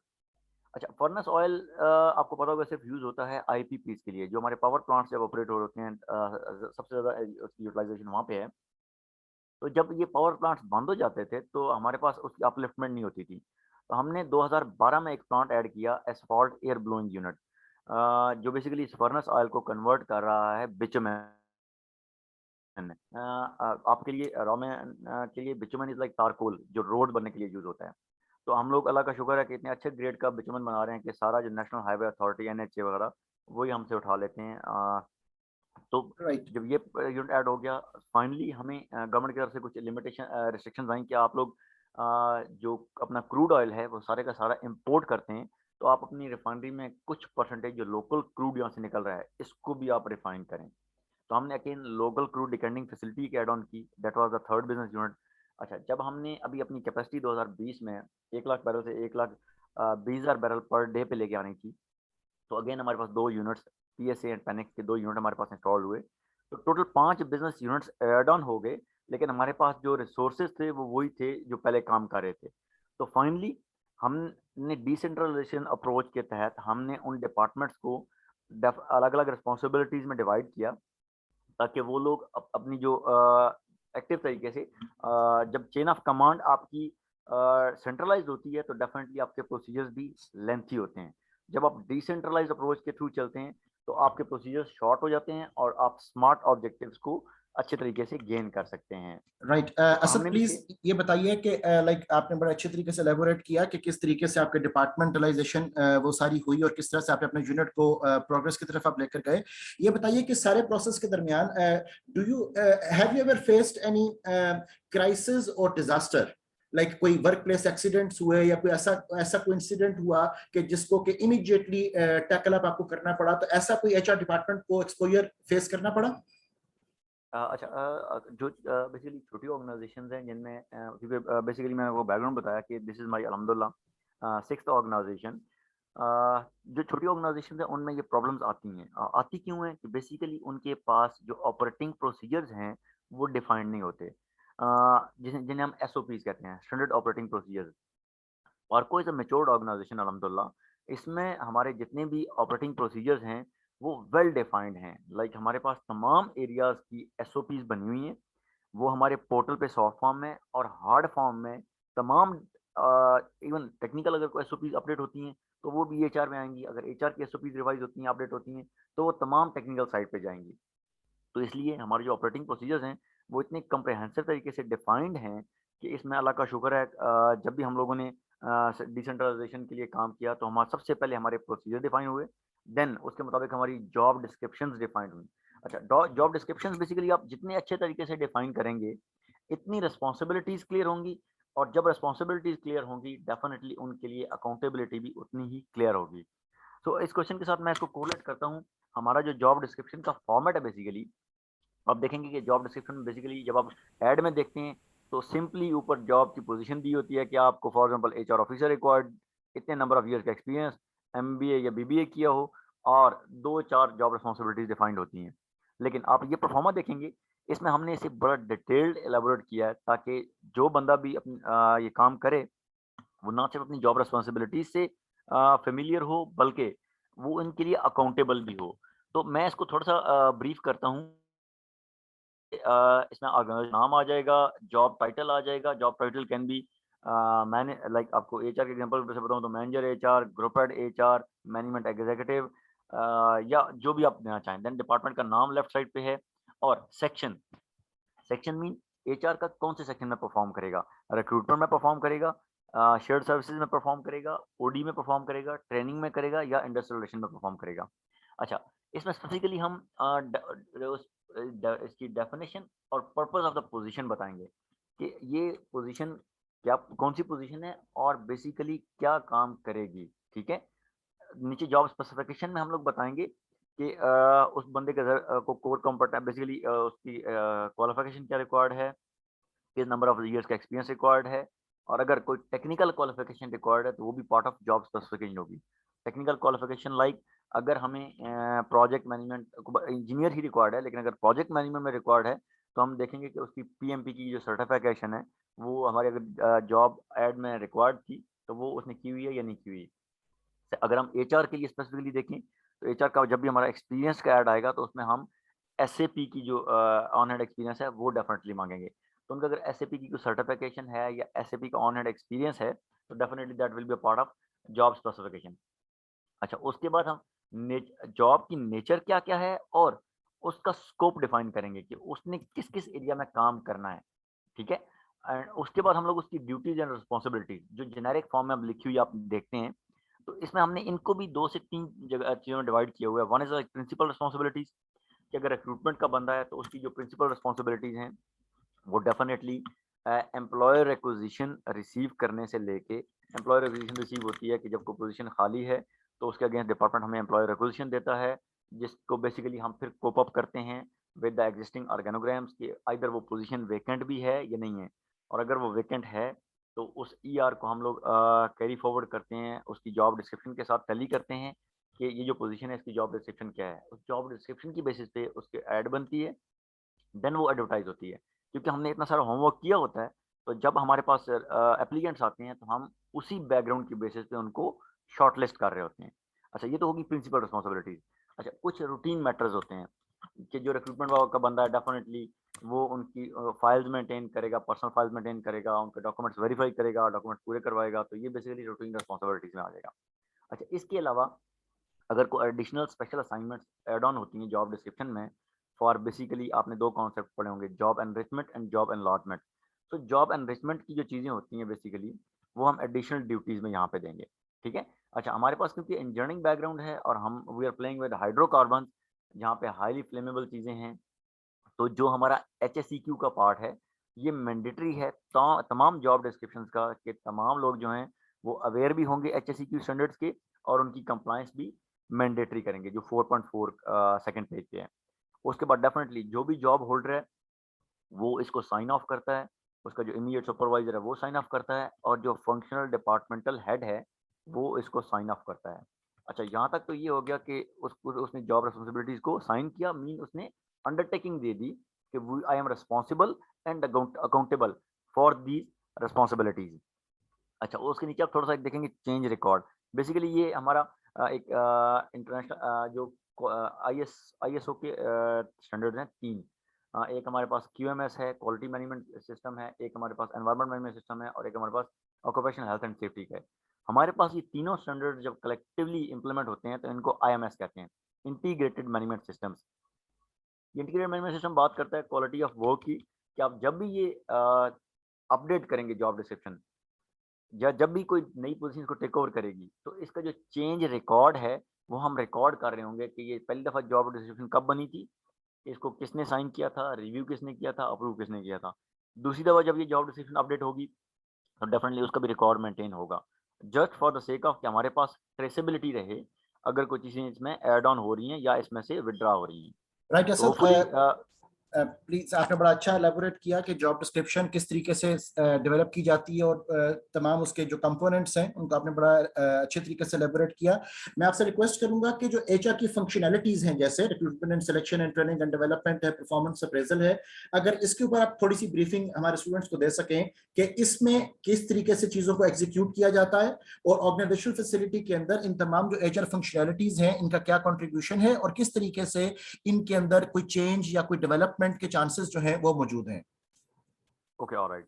अच्छा, बेसिकली रिक्रूटमेंट तो काफ़ी हद तक मैं टच कर चुका हूँ कि बेसिकली हमारे पास जब कोई भी एम्प्लॉयर पोजीशन आती है, उसके अगेंस्ट हम पहले वैकेंट पोजीशन देखेंगे ऑर्गेनाइग्राम के अंदर, देन हम उस पोजीशन की जॉब डिस्क्रिप्शन स्टडी करेंगे, उसके बेसिस पे हम जो एडवर्टाइजमेंट है वो डिज़ाइन करेंगे, और जब एडवर्टाइजमेंट हो जाएगी तो डेफिनेटली उसके बाद जो टैलेंट पूल हमारे पास आएगा, उसकी शॉर्ट लिस्टिंग करेंगे। शॉर्ट लिस्टिंग के बाद हम उनकी शॉर्ट लिस्टिंग जब हो जाती है तो हम उनको डेफिनेटली, अगर फ्रेश हैं तो उनके टेस्ट वगैरह होता है, जो एक्सपीरियंस है वो डायरेक्टली 2 टू 3 स्टेज इंटरव्यूज़ होते हैं उनके। अच्छा, उन इंटरव्यूज़ की बेसिस पे फाइनल जो सिलेक्शन होगी, उनका हम जो प्रोसीजर है वो मेडिकल का फॉलो करवाएँगे। जब मेडिकल क्लियर हो जाएगा तो हमारे पास, क्योंकि पार्को इज़ बेसिकली पाकिस्तान के अंदर कुछ ऑर्गनाइजेशंस हैं जो पाकिस्तान के लिए इम्पोर्टेंस जो रखती हैं, या समझ लें कि we are like backbone of the organisation of the Pakistan. So हमारी ऑर्गेनाइजेशन डिक्लेयर्ड है KPI, key point installation, because we are like providing 35 to 36% of fuel for the nation, for the Pakistan. तो हम जब रिफाइनरी पार्कों की जब ये टर्नओवर में गई थी, तो देन पाकिस्तान ओवरऑल जो फ्यूल या ऑयल की सप्लाई जो है वो काफ़ी हद तक, उसकी डिमांड ज़्यादा हो गई थी, सप्लाई कम हो गई थी, तो लोगों को फ्यूल वगैरह नहीं मिल रहा था। तो एज अ की पॉइंट इंस्टॉलेशन जब हम काम करते हैं, तो डेफिनेटली हमारे पास police verification is a mandatory part before joining. तो हम लोग, जो भी बंदा ज्वाइन कर रहा होता है, उसके रेलेवेंट एरिया से पुलिस वेरिफिकेशन करवाते हैं। उसके बाद जब वो बंदा ज्वाइनिंग के लिए आता है, तो डेफिनेटली हम उसका एक कंप्लीट ओरिएंटेशन प्लान बनाते हैं। जैसे आपको पहले बताया कि हम लोग जो हमारा इदारा है, ये हाइड्रोकार्बन के साथ डील कर रहा है। तो यहाँ पे ज़ाहिर बात है, जो हेल्थ सेफ्टी एनवायरनमेंट है उसकी इम्पोर्टेंस एट पार है। तो जो भी बंदा आएगा, either visitor, either internee, either trainee और एम्प्लॉय, वो तमाम बंदे जो हैं वो पहले HSE की ओरिएंटेशन लेंगे। डेफिनेटली तमाम के लिए ये डिफरेंट तरीके से होगी। अगर इंटर्नी आएगा, तो उसके लिए, अगर इंटर्नशिप हमारी 6 वीक्स की होती है, तो इंटर्नी हमारे पास जो है वो 3 डेज़ की ओरिएंटेशन के लिए आता है। और जो हमारे पास एम्प्लॉय है वो डेफिनेटली 1 वीक की HSE की ओरिएंटेशन के लिए आता है। और जो विजिटर है उसको डेफिनेटली, एक अगर वो 1 दिन के विजिट के लिए आया, तो हम 1 घंटे की HSE की ओरिएंटेशन पहले दिलवाते हैं, उसके बाद बाकी प्रोसेसेस हम लोग करते हैं। अच्छा, HSE की ओरिएंटेशन के बाद फिर हम उसका डिटेल ओरिएंटेशन प्लान बनाते हैं फॉर ऑल डिपार्टमेंट्स, ताकि जो भी बंदा आ रहा है वो तमाम हमारे फंक्शंस जो हैं उनसे फेमिलियर हो जाए। असद, ये बताइए प्लीज कि इस सारे प्रोसेस के दौरान do you sometimes involve any external consultant, कोई OD प्रैक्टिशनर आप लोगों के साथ इन राब्ते में होता है, या कोई पर्टिकुलर प्रोजेक्ट्स के लिए आप लोगों को एंगेज करते हो इस मामले में? जी प्लीज़, इसमें बेसिकली हमें हमारा जो इसमें सिर्फ जो टेस्टिंग बॉडी है फ्रेश ग्रेजुएट्स के लिए, वो हम IBA थर्ड पार्टी को डेफिनेटली इन्वॉल्व करते हैं। बाकी हम लोग जो OD कंसल्टेंट्स को एंगेज करते हैं, क्योंकि this is a mature organisation again, हम लोगों ने लास्ट टाइम इन्वॉल्व किया जब 2020 में हमारी ये रीस्ट्रक्चरिंग हुई ऑर्गेनाइजेशन की, जो इस ऑर्गेनाग्राम के अंदर मेंशन है। इसमें हमने बेसिकली एक कंसल्टिंग कंपनी है सिद्धार्थ हैदर, हमने उन्हें इन्वॉल्व एंगेज किया। उन्होंने बेसिकली हमारे तमाम ऑर्गेनाइजेशनल रिव्यू स्टडी के नाम से उन्होंने हमारी तमाम की positions group head and above की पोजीशंस को एवेलुएट किया और जो हमारी करंट स्ट्रेंथ है उसको एवेलुएट किया। तो इस वक़्त हमारी जो बेसिकली अगर ऑर्गेनाइज़ेशन में मैंने स्ट्रेंथ खुद से नहीं ऐड ऑन की थी। हमारी जो एक्जिस्टिंग स्ट्रेंथ है वो हमारी अप्रूव्ड स्ट्रेंथ से थोड़ी एक्सेजरेट कर रही है। रीज़न बिहाइंड इज़ आपको बताया कि 2020 में हमारे नए बिज़नेस यूनिट्स ऐड ऑन हुए। मैन पावर की रिक्वायरमेंट हमारी आई तो मैनेजमेंट जो लोकल मैनेजमेंट है इनके अप्रूवल के साथ हमने मैन पावर ऑन बोर्ड कर ली। लेकिन अभी तक बोर्ड ऑफ डायरेक्टर से वो ऑर्गेनाइज़म अप्रूव नहीं हुए थे। तो उसको जस्टिफ़ाई करने के लिए पहले हमने एक थर्ड पार्टी को एंगेज किया जिन्होंने कंप्लीट ऑर्गेनाइजेशनल रिव्यू स्टडी की और अपनी न्यूट्रल रिपोर्ट सबमिट करवाई कि हाँ जी बिज़नेस यूनिट्स ऐड ऑन हुए हैं, मैन पावर की रिक्वायरमेंट डेफिनिटली बढ़ गई है, तो they need this much man power. Definitely एक डिपार्टमेंट्स की रिक्वायरमेंट थी, एक थर्ड पार्टी ने सबमिट अपना आइडिया दिया कि जी इतने रिक्वायर मैन पावर के साथ ये लोग काम कर सकते हैं। तो ये दोनों चीज़ें फाइनली जब प्रेज़ेंट हुई बोर्ड ऑफ डायरेक्टर्स में, तो वहाँ पे हमारे अब ऑर्गेनाइज़ेम जो है वो अप्रूविंग फ़ेज़ में है, क्योंकि हमारी हायरार्की काफ़ी लाइक बोर्ड ऑफ डायरेक्टर्स की बड़ी है। कि हमारे पास बेसिकली पार्को जो है, ये जॉइंट वेंचर है Pakistan government and Abu Dhabi government का। 60% पाकिस्तान गवर्नमेंट के शेयर्स हैं एंड 40% अबू धाबी गवर्नमेंट के शेयर्स हैं।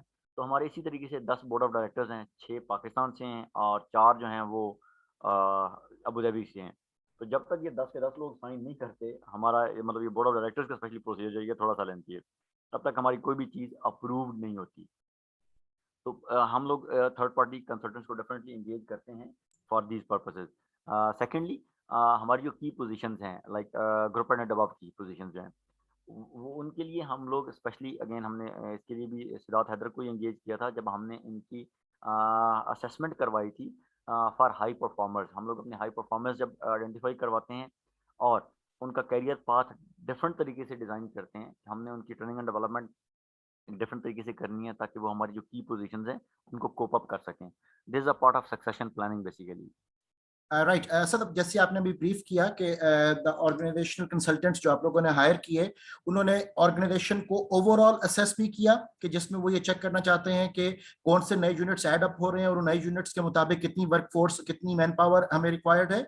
उसके अलावा आपने बताया कि उन्होंने हमें आपके लिए सक्सेशन प्लानिंग भी की जो कि इंडिविजुअल जॉब असेसमेंट्स थी, और ऑब्वियसली यस। डिपार्टमेंट्स को बढ़ाने के लिए जो डिपार्टमेंटल लेवल की असेसमेंट थी, ग्रुप लेवल असेसमेंट थी, वो भी उन्होंने सारी गो थ्रू की कि किस डिपार्टमेंट के अंदर कितनी वर्कफोर्स रिक्वायर्ड है, उनके वर्किंग पैटर्न्स क्या होंगे, वर्किंग सीक्वेंसेस क्या यस। होंगे। तो इन तमाम चीजों को उन्होंने इवेल्युएट किया।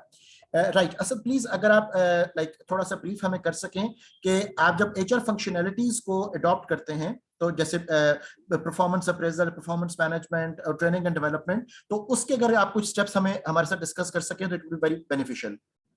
Sure. I was not part of that because I joined Parco in 2014। लेकिन मेरे पास बेसिक इन्फॉर्मेशन है कि जिस तरह गवर्नमेंट सेक्टर में एसीआर का कॉन्सेप्ट होता है कि आपकी एनुअल एसीआर फिल होती है, आपको पता ही नहीं होता कि आपके साथ हुआ क्या है और आपको टोटली मैनेज कर रहे होते हैं आपके इमीडिएट जो सुपरवाइजर्स हैं। पार्को में भी एक इसी तरह का सिस्टम एक 10 पॉइंट्स के साथ एक प्रैक्टिकल इम्प्लीमेंटेड था जिसकी बेसिस पे इनकी सारी एवोल्यूशन हो रही थी। फाइनली इन लाइक 2012 एक कंसल्टेंट है राहिला नोरेजो। राहिला नोरेजो के नाम से ही वो काम कर रही हैं, ऑर्गेनाइजेशन का नेम भी सेम है। उन्होंने बेसिकली एक सिस्टम परफॉर्मेंस मैनेजमेंट सिस्टम एक पार्को को दिया। मैं प्रैक्टिकली उस सिस्टम को इम्प्लीमेंट करके टेक्सटाइल सेक्टर में भी आया हूँ। US apparel and textiles Lahore के अंदर एक ऑर्गेनाइजेशन है working on the same concept basically. That is basically bell curve method. जो मेथोडोलॉजी यूज हो रही है अब पार्को में वो परफॉर्मेंस मैनेजमेंट के लिए that is bell curve method. मैं उसको थोड़ा सा अगर आप लोगों के लिए एलेबोरेट कर सकूं ताकि आप लोगों को पता हो कि जो एसीआर है वो सिर्फ आपका सुपरवाइजर लिख रहा होता था कि इसने किस तरह का काम किया, बिहेवियर कैसा है, एटीट्यूड कैसा है। बेसिकली उसमें कोई भी फीडबैक नहीं था। उसमें जो ड्रॉबैक्स है उस सिस्टम के, फीडबैक सिस्टम नहीं था, बायसनेस एलिमेंट एट पार था, क्योंकि जिसको जो लिखना चाहें लिख सकते हैं, आप तक इन्फॉर्मेशन वो नहीं पहुंचती और आपके करियर पाथ के साथ क्या हुआ है आपको पता भी नहीं चलता।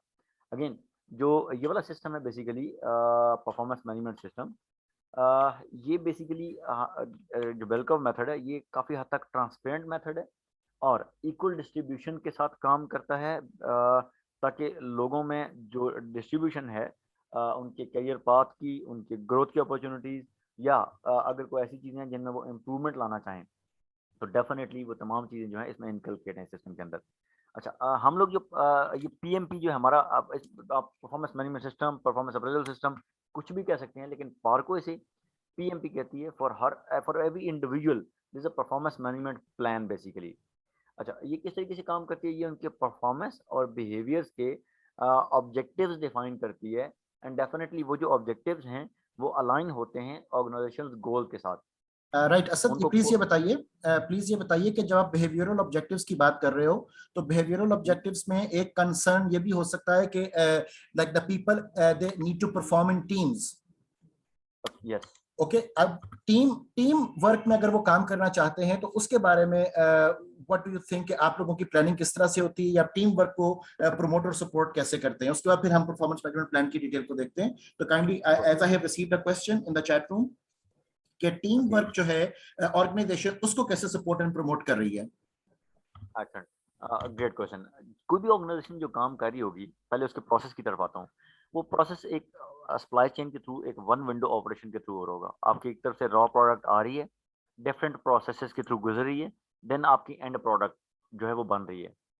अच्छा, इसी के साथ इसी को सपोर्ट करने के लिए हमारे सपोर्ट फंक्शंस होते हैं, लाइक एडमिन, एचआर, फाइनेंस, ये सारे सपोर्ट फंक्शंस हैं, एंड सिक्योरिटी। अच्छा, जब प्रोसेस जो है वो एक फ्लो में डिजाइंड है, तो जब तक तमाम टीम्स एक फ्लो में काम नहीं करेंगी, आपकी जो एफिशिएंसी है, जो इफेक्टिवनेस है, वो आपकी बेहतर नहीं होगी।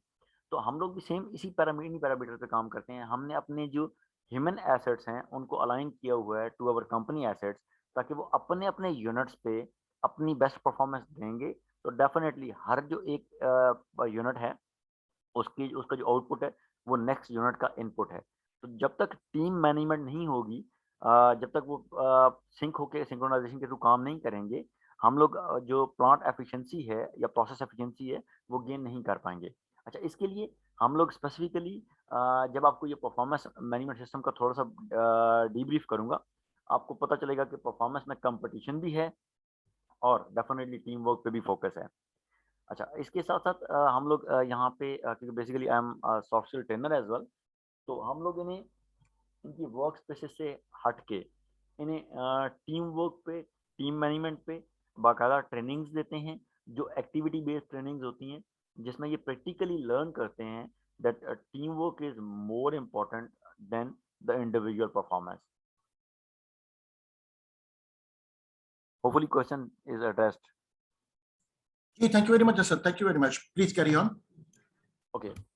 अच्छा, सेकेंडली जो हमारा परफॉर्मेंस मैनेजमेंट सिस्टम है, जैसे एसीआर सिस्टम आपको बतानी हो रही होती थी कि आपको कौन से एरिया में डेवलपमेंट की ज़रूरत है। आपको जो बेलकव मेथड है, ये बेसिकली ये भी बता रहा होता है, इंडिकेट कर रहा होता है कि आप एम्प्लॉय डेवलपमेंट के लिए कौन सा एरिया है जिसको आपने डेवलप करना है। अच्छा, उसके अलावा डेफिनेटली आपकी परफॉर्मेंस जो रिकग्नाइज हो रही होती है, रिवॉर्ड हो रही होती है, और आप ऑर्गेनाइजेशन की ग्रोथ में प्रैक्टिकली पार्टिसिपेट कर रहे होते हैं। इससे क्या होता है कि एम्प्लॉयज़ के अंदर basically satisfaction, employee engagement and motivation जो है वो इंक्रीज होती है। एक यूनिवर्सल कोड है, ये मैंने खुद इसमें बिल्ट इन किया कि we can't manage what we can't measure, and we can't improve what we can't manage. इसमें मोस्ट इंपॉर्टेंट जो एलिमेंट आता है for from the students, even from the professionals, कि परफॉर्मेंस तो मेजर की जा सकती है, बिहेवियरल एस्पेक्ट्स कैसे मेजर किए जा सकते हैं, क्योंकि that is like quite qualitative. अच्छा, इसकी जब मैं सिस्टम की तरफ आऊँगा तो मैं आपको थोड़ा-सा ब्रीफ करूँगा कि हमारा परफॉर्मेंस मैनेजमेंट सिस्टम बेसिकली हमारे जो vision, mission and values of the organisation है, वहाँ से ड्राइव हो रहे होते हैं हमारे गोल्स एंड ऑब्जेक्टिव्स, और उन्हीं गोल्स एंड ऑब्जेक्टिव की बेसिस पे हमारी जो परफॉर्मेंस है वो मेजर हो रही होती है। और इंडिविजुअली ये किस तरीके से होती है कि हर इंडिविजुअल अपने गोल सेट करता है। उन गोल्स में जब ईयर एंड पे उनकी इवैल्यूएशन हो रही होती है, तो डेफिनिटली उनको ट्रेनिंग एंड डेवलपमेंट भी उनकी की जा रही होती है। उनको कोचिंग एंड फीडबैक भी दिया जा रहा होता है कि भाई आपको किस जगह पे ट्रेनिंग की ज़रूरत है और आप किस चीज़ में लैग कर रहे हैं। दोनों चीज़ें साइमल्टेनियसली चलते हैं। फिर उसकी परफॉर्मेंस असेसमेंट हो रही होती है। अगर कोई करेक्टिव या डिसिप्लिनरी एक्शन अनफॉर्चुनेटली कोई उस तरफ जा रहा है तो वो लेना पड़ता है। एंड देन आपके इंडिविजुअल के रिजल्ट जो हैं वो इंडिकेट करते हैं towards the success of the organisation, and definitely for the reward of the employee as well. Okay, ये बेसिकली कैरेक्टरिस्टिक्स हैं प्रोफेशनल पीएमपी की, कि आप जब भी ये सिस्टम इम्प्लीमेंट करेंगे, डेफिनेटली आपने स्मार्ट गोल्स सेट करने हैं ताकि वो अच्छे तरीके से गेज हो सकें। राउंड द ईयर आप उस पे उनको फीडबैक देते रहते हैं। इज़ अ फेयर सिस्टम जिसमें document everything is documented and recorded for that, और आप कंटिन्यूस जो फीडबैक है परफॉर्मेंस का वो उन्हें दे रहे होते हैं एम्प्लॉयज़ को। अच्छा, इसमें दोनों तरह का रोल है। एचआर का रोल भी है और रेस्पेक्टिव हेड ऑफ डिपार्टमेंट का रोल भी है। एचआर का रोल क्या है? एचआर इसको डिज़ाइन करता है सिस्टम को, इसका मेन कस्टोडियन होता है और इस प्रोसेस का ओवरऑल जो ड्राइवर है वो एचआर होता है। वो बेसिकली फैसिलिटेट कर होता है थ्रू आउट प्रोसेस। किस तरीके से कि हम लोग सबसे पहले जब हमारे performance evolution system annual system शुरू हो रहा होता है उससे एग्जैक्टली 15 दिन पहले हम लोग पीएमपी क्लिनिक्स करते हैं। ये बेसिकली अवेयरनेस सेशंस होते हैं।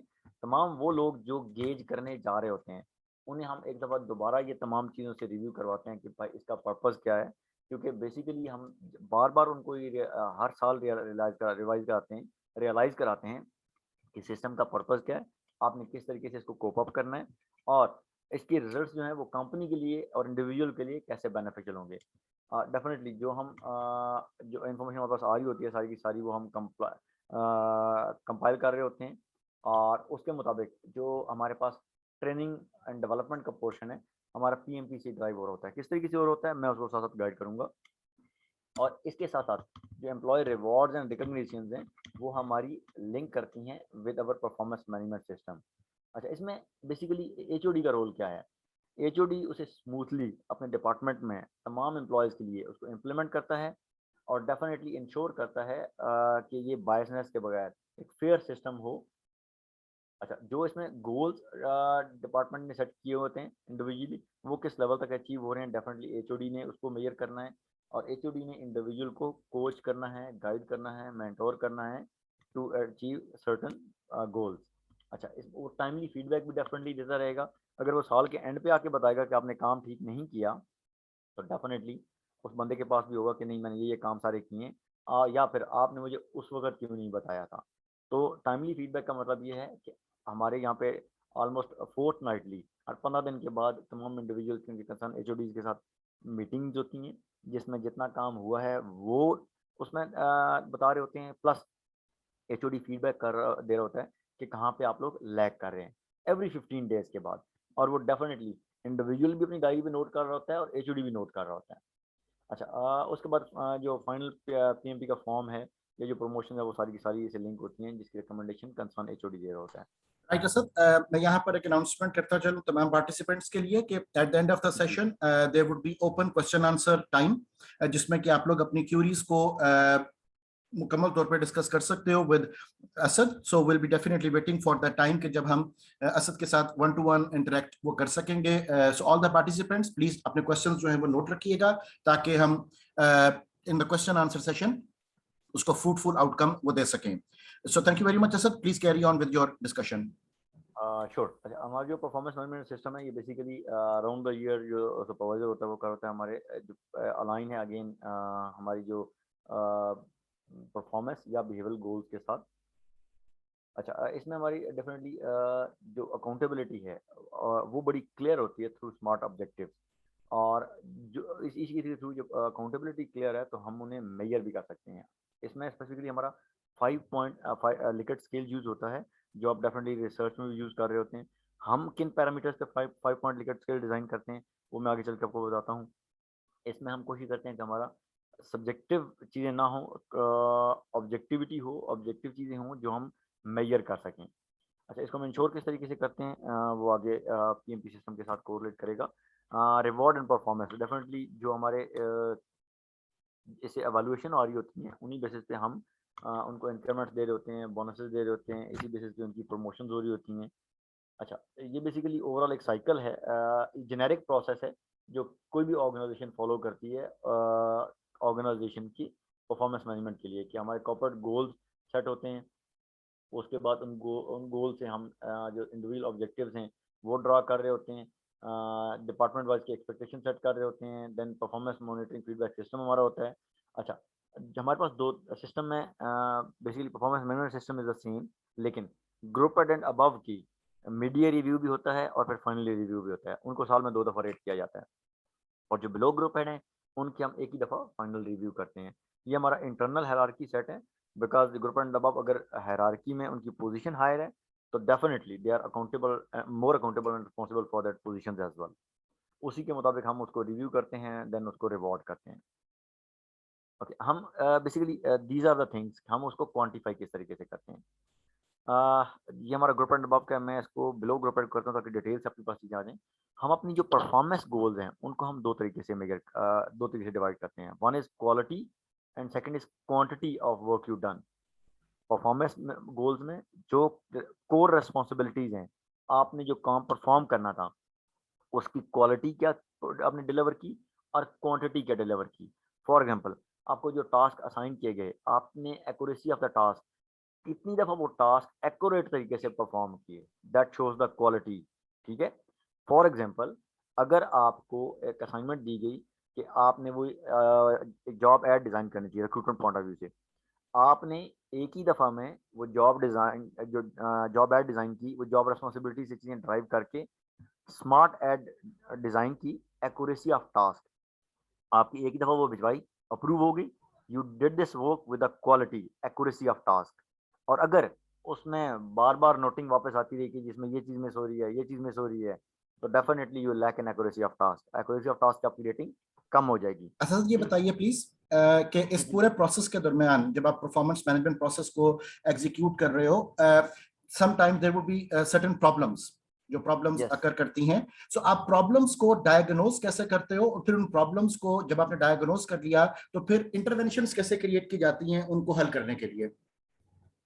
श्योर। जब जब हम चीज़ें ये परफॉर्म कर रहे हैं प्रैक्टिकली, तो डेफिनेटली हमारे पास जो प्रैक्टिकल चीज़ें आती हैं, प्रॉब्लम्स आती हैं, वो एम्प्लॉय का कंसेंसस है। क्योंकि हमारे पास ये जो अगर परफॉर्मेंस मैनेजमेंट प्लान हम लोगों ने प्रोसेस इम्प्लीमेंट किया हुआ है, तो ये बेसिकली हम इसको परफॉर्मेंस एग्रीमेंट का नाम देते हैं कि जो आपकी रेटिंग, जो आपको वैल्यूड किया जा रहा है, उसमें एम्प्लॉय एंड कंसर्न एचओडी दोनों जो है वो एग्रीड हों। एग्री होने के लिए ज़रूरी है कि जो भी चीज़ें हो रही हैं ड्यूरिंग द ईयर वो ऑन रिकॉर्ड हों।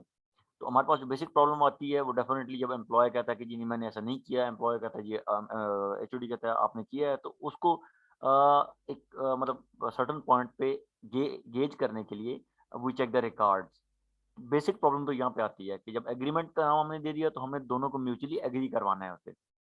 जब वो डिसएग्रीमेंट्स आते हैं तो डेफिनेटली हमारी बाकायदा एक एचआर रिव्यू कमेटी बनी हुई है जो इन चीज़ों को कोप अप करती है कि वो एम्प्लॉयज़ जो अपनी रेटिंग के साथ डिससेटिस्फाइड होते हैं, फिर वो उसका कंसर्न एचओडी और वो एम्प्लॉय दोनों बाकायदा इंडिविजुअली पहले एचआर कमेटी के सामने प्रेजेंट होते हैं, देन कलेक्टिवली होते हैं एंड डेफिनेटली ये उसका कोई ना कोई सॉल्यूशन जो है वो वहाँ पे निकल आता है। क्योंकि दोनों जो अपनी-अपनी प्रेज़ेंट कर रहे हैं, तो एक ज्यूरी जो बनती है हमारी एचआरबी कमेटी, वो बेसिकली कंक्लूड करती है फाइनली एंड फाइनल अथॉरिटी उन्हीं के पास होती है टू गेज।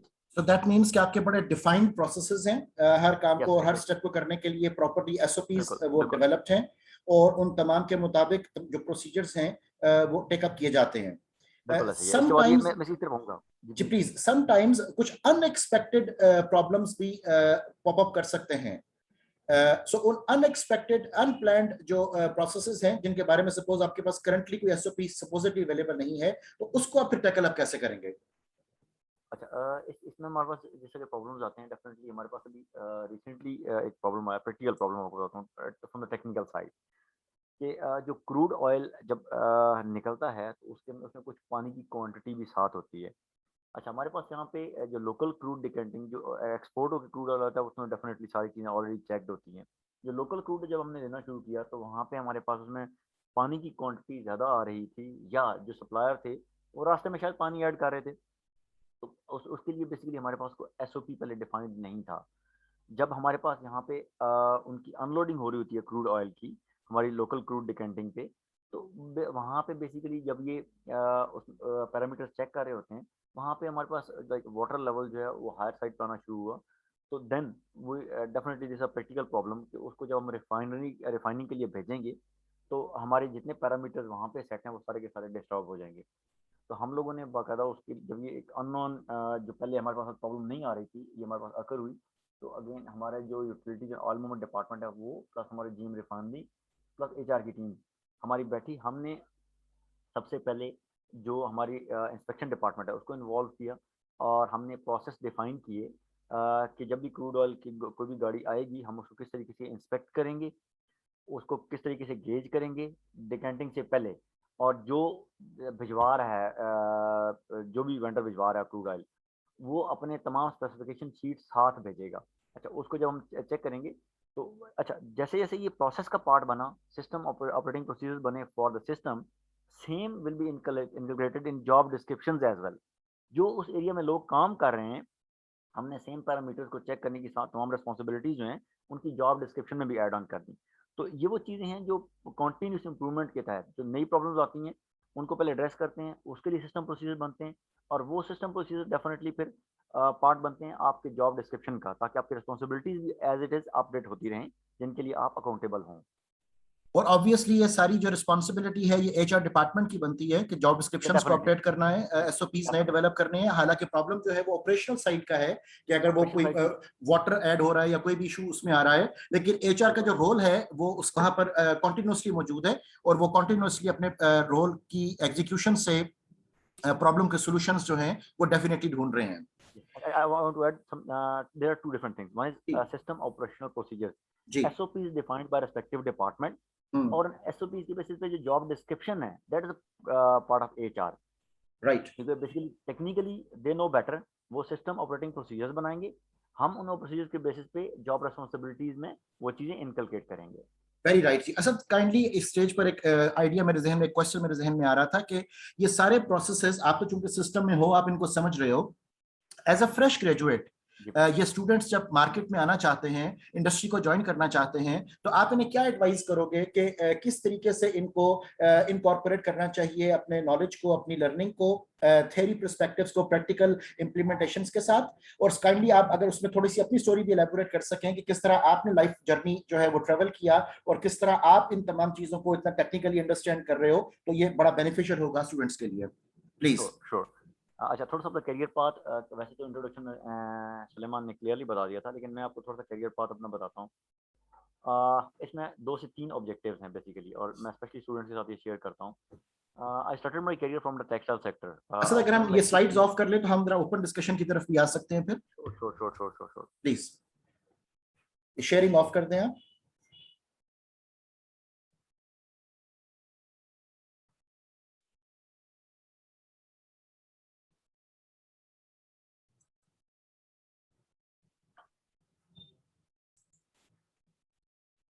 ओके। जी प्लीज। अच्छा, मैं अपनी थोड़ी सी स्टोरी शेयर करता हूँ कि I started my career from textile sector and spent like 6 years over there. My last organization was US Apparel and Textiles. I spent 3 years over there, and I got 2 promotions in 3 years. Like I was growing like nothing. मेरे पास जो setback आया, मैं कहीं भी interview के लिए जाता था, मुझे कहा जाता था कि जी आपको एचआर बहुत अच्छा आता है, लेकिन आपके पास जो रिस्पेक्टिव ऑर्गेनाइजेशन है या सेक्टर है उसका एक्सपोजर नहीं है। मेरे पास 2 तरीके थे। मैं अपने कंफर्ट ज़ोन में रहता, अगर 3 साल में 2 प्रमोशंस हुई हैं, तो नेक्स्ट ईयर या उससे next year, with in next 5 years I will be head of department enjoying all perks. ठीक है? मेरे पास एक ऑप्शन ये था कि मैं अपने कंफर्ट ज़ोन में रह के वो चीज़ें एन्जॉय करता। सेकंड, वो क्यूरियोसिटी, वो सेटबैक जो मुझे ड्यूरिंग इंटरव्यू मिला कि जी आपके पास किसी और सेक्टर का एक्सपोज़र नहीं है। So I set my objective to diversify my career basically. I joined city school group head office, क्योंकि इंटरव्यू में उन्होंने मुझे बताया कि जी हमारे पास कुछ एक द कैक्शा स्कूल के नाम से कुछ ब्रांचेस हैं जो लॉस में जा रही हैं, और हम उनका रीवैम्प करना चाह रहे हैं। This is sort of like really interesting thing for me. So जब उन्हें ज्वाइन किया तो हमने बेंचमार्क किया, बीकन हाउस का एक मॉडल है फ्रेंचाइजिंग मॉडल एजुकेटर्स के नाम से, उन्हें बेंचमार्क किया लेकिन विद अ न्यू आइडिया। आप लोग फेमिलियर होंगे द स्मार्ट स्कूल के नाम से। तो मैंने इस पे वर्किंग बिल्कुल स्क्रैच से स्टार्ट की है अल्हम्दुलिल्लाह, as a newly born baby की तरह स्मार्ट स्कूल को लेके चले। जो कैक्शा स्कूल की ब्रांचेस थी उनको भी कन्वर्ट किया, और वो फ्रेंचाइजिंग मॉडल जो है इतना सक्सेसफुल रहा कि अब आपको नेशन वाइड जो है वो स्मार्ट स्कूल की ब्रांचेस नज़र आती हैं। उसमें डेफिनेटली जो एनर्जी, जो अपना कंफर्ट जोन छोड़ा, जो एनर्जीज लगाई, जो कन्फ्रंटेशन मिली, जो चैलेंजेस मिले, उनको ओवरकम किया। एंड फाइनली उन्होंने हमें टारगेट दिया था, जो उनकी चेयरपर्सन है मिस फरजाना फिरोज, अगर आप एक साल में 50 ब्रांचेज भी कर लेते हैं पहले साल में through Pakistan, there is a bonus for complete team. तो अल्हम्दुलिल्लाह in the first year we deliver like 79 branches. Definitely sales team की एफर्ट थी, बैक एंड पे हम लोग एचआर एडमिन सारे सपोर्टिंग फंक्शन में थे। एंड अब आप देख सकते हैं कि स्मार्ट स्कूल किस तरीके से फ्लरिश कर रहे हैं. I'm not going for the quality of the education or something like that, लेकिन मैं आपको ये बता रहा हूँ कि डिलीवर किस तरीके से किया. अच्छा, अगेन एजुकेशन सेक्टर में जब वो सारी चीज़ें, सारे प्रोसेसेस मैंने उनके HR मैनुअल से लेके तमाम पॉलिसीज तक सारी डिज़ाइन की, डिफाइन की, और जब लाइक आफ्टर 2 इयर्स जब वो बिल्कुल स्टेबल हो गया, और दैट वाज अ टाइम जब मैं अपने तमाम पेन के बाद अपनी गेन्स अर्न कर सकूं. Again I got the opportunity in FMCG, Pepsi, एक हैदरी बेवरेजेस के नाम से एक प्लांट है पेप्सी कोला इंटरनेशनल का, इस्लामाबाद के अंदर. वहाँ पे मुझे जॉब ऑफर हुई, और मुझे इंटरव्यू में क्लियरली बताया गया कि हम आपसे पहले 3 HR मैनेजर फायर कर चुके हैं. That was quite astonishing thing for मी कि मैं एक बिल्कुल सर्टन चीज़ एक छोड़ के इतनी अनसर्टेनिटी पे मूव करूं. अगेन मेरा personal objective, I have to diversify my career, I take that as a opportunity. और उनका चैलेंज ये था बेसिकली, मैं थोड़ा सा डीब्रीफ करता जाऊँ कि बेसिकली अगर आपने इंडस्ट्रियल रिलेशंस जब आप पढ़ेंगे, HR के लीगल टर्मिनोलॉजी है, उसमें CBAs होती हैं, यूनियनाइज कल्चर होता है. उनके वर्कर्स ने मिलके NIRC के अंदर कुछ यूनियन रजिस्टर करवा ली थी, जो ऑर्गेनाइजेशन से इनका कोई ताल्लुक नहीं था, बिकॉज वो थर्ड पार्टी वर्कर्स थे. अच्छा, किसी भी लाइक जो यूनियन है उसको डिसक्वालीफाई करवाना is like a big challenge. इसी बेसिस पे उनके 3 या 4 manager already like cope up नहीं कर पाए थे, and they hands up. And अल्हम्दुलिल्लाह I just serve for 1 year over there in FMCG. और मेरी वहाँ पे अचीवमेंट, 2 अचीवमेंट है, मेजर अचीवमेंट. वन की अचीवमेंट इस के जो उनकी डमी, जो उनकी थर्ड पार्टी की यूनियन थी, उनको डिस्क्वालीफाई करवाया, और जो उनकी अपनी जेन्युइन यूनियन थी उसको हमने वहाँ पे रजिस्टर करवाया विद डेफिनेटली स्ट्रॉन्ग एविडेंस. और उसके लिए a lot of work required. Basically job timing 8 घंटे की थी. I continuously deliver like 12 to 14 hours over there. अच्छा, उसके बाद जब वहाँ पे first option was there, and second was कि बेसिकली अगर आप कंप्यूटर में आपका थोड़ा बहुत इंटरेस्ट है तो जो HRIS वाला ऑप्शन है वो आप अब एक्सप्लोर कर सकते हैं. आपने सबसे पहले ये देखना है कि आपका इंटरेस्ट किस में है, HR के कौन से फंक्शन में आप ज़्यादा बेहतर तरीके से ग्रूम कर सकते हैं. ये तो सब कहते हैं कि मैं HR में जाना चाहता हूँ, ये कोई नहीं कहता कि मैं HR में रिक्रूटमेंट को ज्वाइन करना चाहता हूँ, मैं HR में ट्रेनिंग एंड डेवलपमेंट को ज्वाइन करना चाहता हूँ, मैं HR में इंडस्ट्रियल रिलेशंस को करना चाहता हूँ, या HR में शेयर सर्विसेज को ज्वाइन करना चाहता हूँ. ये आपने बहुत कम सुना होगा. रीजन बिहाइंड इज कि we are not specific in that. जब आप स्पेसिफिक होकर चीज़ों को करेंगे तो आप अपनी एक कंपटेंस डेवलप कर रहे हैं स्पेसिफिक एरिया के अंदर. जब आप में वो कंपटेंस डेवलप होगी, definitely you can do tremendous things in that, क्योंकि आपका पैशन उसके साथ है. हमारे पास एक यहाँ पे ट्रेनर आए थे, सोहेल जिंदानी. मैं थोड़ा सा मतलब ब्रीफ आपके साथ, फॉर द हैप्पीनेस या फॉर द गोल सेटिंग. हम लोगों ने अपने हैप्पीनेस का फॉर्मूला जो बचपन से हमें बताया जाता है, वो हमें ये बताया जाता है कि अगर हम मैट्रिक में अच्छे मार्क्स ले लेंगे तो हम बड़े खुश होंगे. खुश होते हैं हम थोड़ा सा, साथ ही बजाता है नहीं बेटा, FSC में अच्छे मार्क्स ले लोगे ना तो हम बड़े खुश होंगे. हम वो अचीव करते हैं, हम थोड़े देर खुश होते हैं, फिर कहते हैं नहीं फलां अच्छी यूनिवर्सिटी में हमारा एडमिशन हो जाए तो हम बड़े खुश होंगे. तो हमारी खुशी हमेशा पार्क होती है सबसे आखिर में, कि हम ये अचीव कर लेंगे तो हम खुश होंगे. और वो खुशी ज़्यादातर टिक नहीं पाती, क्योंकि हम फिर अगले ऑब्जेक्टिव की तरफ भागते हैं. अगर हम अपना ये फार्मूला थोड़ा सा चेंज कर लें कि हम खुश होकर जो काम करेंगे, we will definitely succeed in that. इसके लिए ज़रूरी है कि आप बड़ा स्पेसिफिक होकर अपना करियर चूज़ करें कि आपने किस एरिया में जाना है, किस एरिया को एक्सप्लोर करना है, किस में आपने ग्रो करना है, और जिसमें आपका इंटरेस्ट होगा you can do wonders in that. There is a question, success usually comes to those people who are busy to be looking for it. Yes, it is likewise.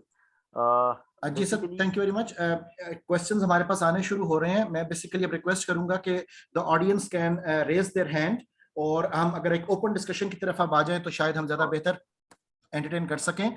So I welcome the audience, please, any one of you if they want to discuss anything. अभी तक जो सारी असद ने briefing दी, change management से लेकर organisation development के perspective, performance के ऊपर हमने बात की, कैरियर के ऊपर हमने डिस्कशन की. तो I would definitely welcome the audience के अगर आप कोई सवाल पूछना चाहते हैं तो you can raise the hand, और फिर मैं प्रायोरिटी के मुताबिक आपको माइक्रोफोन ऑन करने की जो है वो परमिशन दूंगा. So waiting from the audience जी, if any question is coming in. आप किसी भी पर्सपेक्टिव में HR की डोमेन से रिलेटेड क्वेश्चन जो है वो पूछ सकते हैं, please.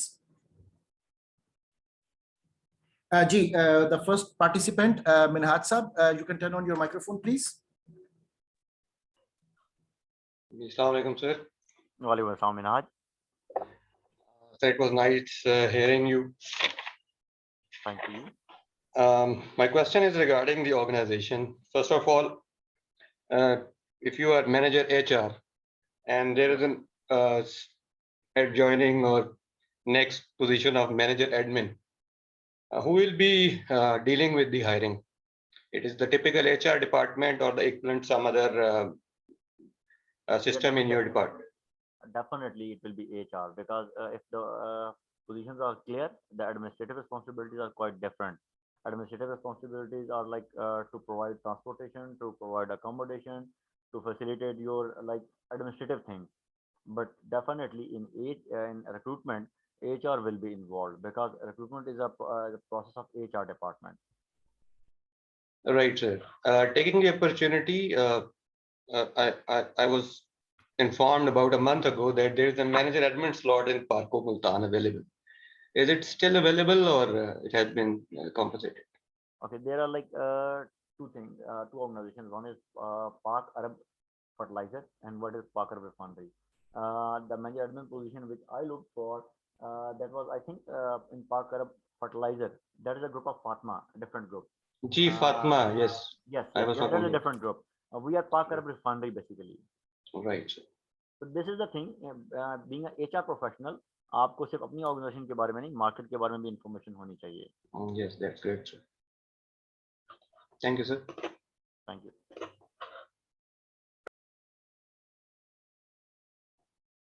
Gohar, you can turn on your microphone, please. Thank you sir. Sir जो मेरा क्वेश्चन है वो ये है कि जिस तरह ये सर्टिफिकेशंस मेंशन की हैं कि अपनी सीवी के अंदर सर्टिफिकेशंस मेंशन की हैं सर, अब जो है ना ये शॉर्ट कोर्सेज और सर्टिफिकेशंस काफ़ी ज़्यादा जो है ना वो ट्रेंडिंग पे आ गई हैं कि थोड़े से कम टाइम के अंदर वो पूरी जो डिग्री होती है उसको एक वो शॉर्ट फॉर्म में आपको जो है ना एक बस डिलीवर कर देते हैं. तो सर उसकी जो होती है वो क्रेडिबिलिटी एक्सेप्ट होती है, क्योंकि जो गूगल और IBM जो है वो ऑफिशियली करवा रहे हैं और वो कहते हैं कि अब एक्सेप्ट हो रही हैं, लेकिन जो है ना उसका कोई मुझे सोर्स अभी तक नहीं मिला. Excellent question, Gaur. Gaur, basically there are two things. One is like your academic knowledge and second is your technical knowledge. अगर आप एकेडमिक नॉलेज को इम्प्रूव करना चाह रहे हैं, डेफिनेटली जो आपकी ग्रेजुएशन है, जो आपकी मास्टर्स है, वो आपको बेसिक थ्योरीज बता देते हैं. लेकिन for the technical knowledge definitely certifications are there. और सर्टिफिकेशन करने से पहले ये ज़रूरी है कि आप ये देखें कि उस बेसिकली उसका स्कोप कितना है, वैलिड है नहीं है, और कौन सी बॉडी करवा रही है. For the specifically HR certification there are like 2 to 3 bodies जो करवा रही हैं. एक SHRM है, आप SHRM के थ्रू कोई भी सर्टिफिकेशन करते हैं, डेफिनेटली दैट इज वैलिड. ठीक है. सेकेंडली HRCI है, एक इदारा है, वो करवा रहा है सर्टिफिकेशन. एंड थर्ड इज आजकल जो स्पेसिफिकली डिमांडिंग है in the girls, that is CIPD. तो आप इनको ज़रा अगर एक्सप्लोर करेंगे, मैं अगेन तीनों नाम आपको बता देता हूँ. CIPD, SHRM and HRCI. ये तीन मेजर ऑर्गेनाइजेशन हैं जो HR की सर्टिफिकेशन करवा रही हैं, जो आपको प्रैक्टिकल एक्सपोजर देती हैं, आपको इक्विप करती हैं कि आप लोगों ने ये फंक्शंस परफॉर्म कैसे करने हैं. जी गॉट इट सर. और सर उसके अलावा जो है ना आपने जब बताया था कि परफॉर्मेंस को मेजर किया जाता है eight the end of the tenure, जब सब एम्प्लॉयज़ की परफॉर्मेंस को मेजर करते हैं कि कौन अच्छा परफॉर्म कर रहा है और नहीं अच्छा परफॉर्म कर रहा है, तो उसके अंदर सर आपने बताया कि डिपार्टमेंट के एंड से जो उनके अल्टीमेट सुपरवाइजर्स होते हैं और HODs दोनों उनकी परफॉर्मेंस जो है वो इवेल्यूएट करते हैं, उसके बाद आगे प्रोवाइड करते हैं. तो सर इसके अंदर अभी जो मुझे एक लूप होल नज़र आया वो ये नज़र आया कि इसमें भी एक लिमिटेशन हो सकती है. जो पीयर्स होते हैं वो जो है उस इंफॉर्मेशन जो already provided by HOD plus department उसको ज़्यादा क्रेडिबल नहीं कर सकते अगर पीयर्स भी वो इंफॉर्मेशन प्रोवाइड करें कि उसकी परफॉर्मेंस कैसी रही through out the tenure. Definitely ये 2 से 3 तरह के सिस्टम्स अवेलेबल होते हैं मार्केट में. Like you are talking about 360 degree evaluation. जो FMCGs हैं हमारी, वो 360 डिग्री इवैल्यूएशन पे भी काम कर रही हैं. डिपेंड करता है कि कौन सी ऑर्गेनाइजेशन को कौन सा सिस्टम सूट करता है. बेसिकली हमें क्योंकि बेल कर्व मेथड सूट करता है, we are on the bell curve. FMCG जो सेल ओरिएंटेड कंपनीज हैं उनको 360 डिग्री इवैल्यूएशन सूट करता है, they are on 360 degree evaluation. Again Pakistan में कुछ ऑर्गेनाइजेशंस हैं, I can name it, like Interloop Faisalabad के अंदर काम कर रही है, they are on 9 point matrix grade के ऊपर काम कर रही हैं। तो डिफरेंट मेथडोलॉजीज हैं परफॉर्मेंस गेज करने के लिए, डिपेंड करता है कि कौन सी ऑर्गेनाइजेशन को कौन सा मेथड सूट करता है। Right, thank you very much, Gohar, for your question and Asad for your response. There is another participant who is there to ask a question. Khwaja Jahazeb, please, you can turn on your microphone, please. Ji Khwaja Jahazeb, you can turn on your microphone, please. Yes, Assalamualaikum. Sorry, sir. कैसे हैं असद साहब, आप ठीक ठाक हैं? बहुत Jahazeb, I'm good. I'm very happy to hear your explanation about organization development and change management. Thank you so And much. I'm very happy to you are a successful manager. May Allah give Thank you you. more success. I have one question here. Definitely you have you have worked in different organizations and you have worked in different areas.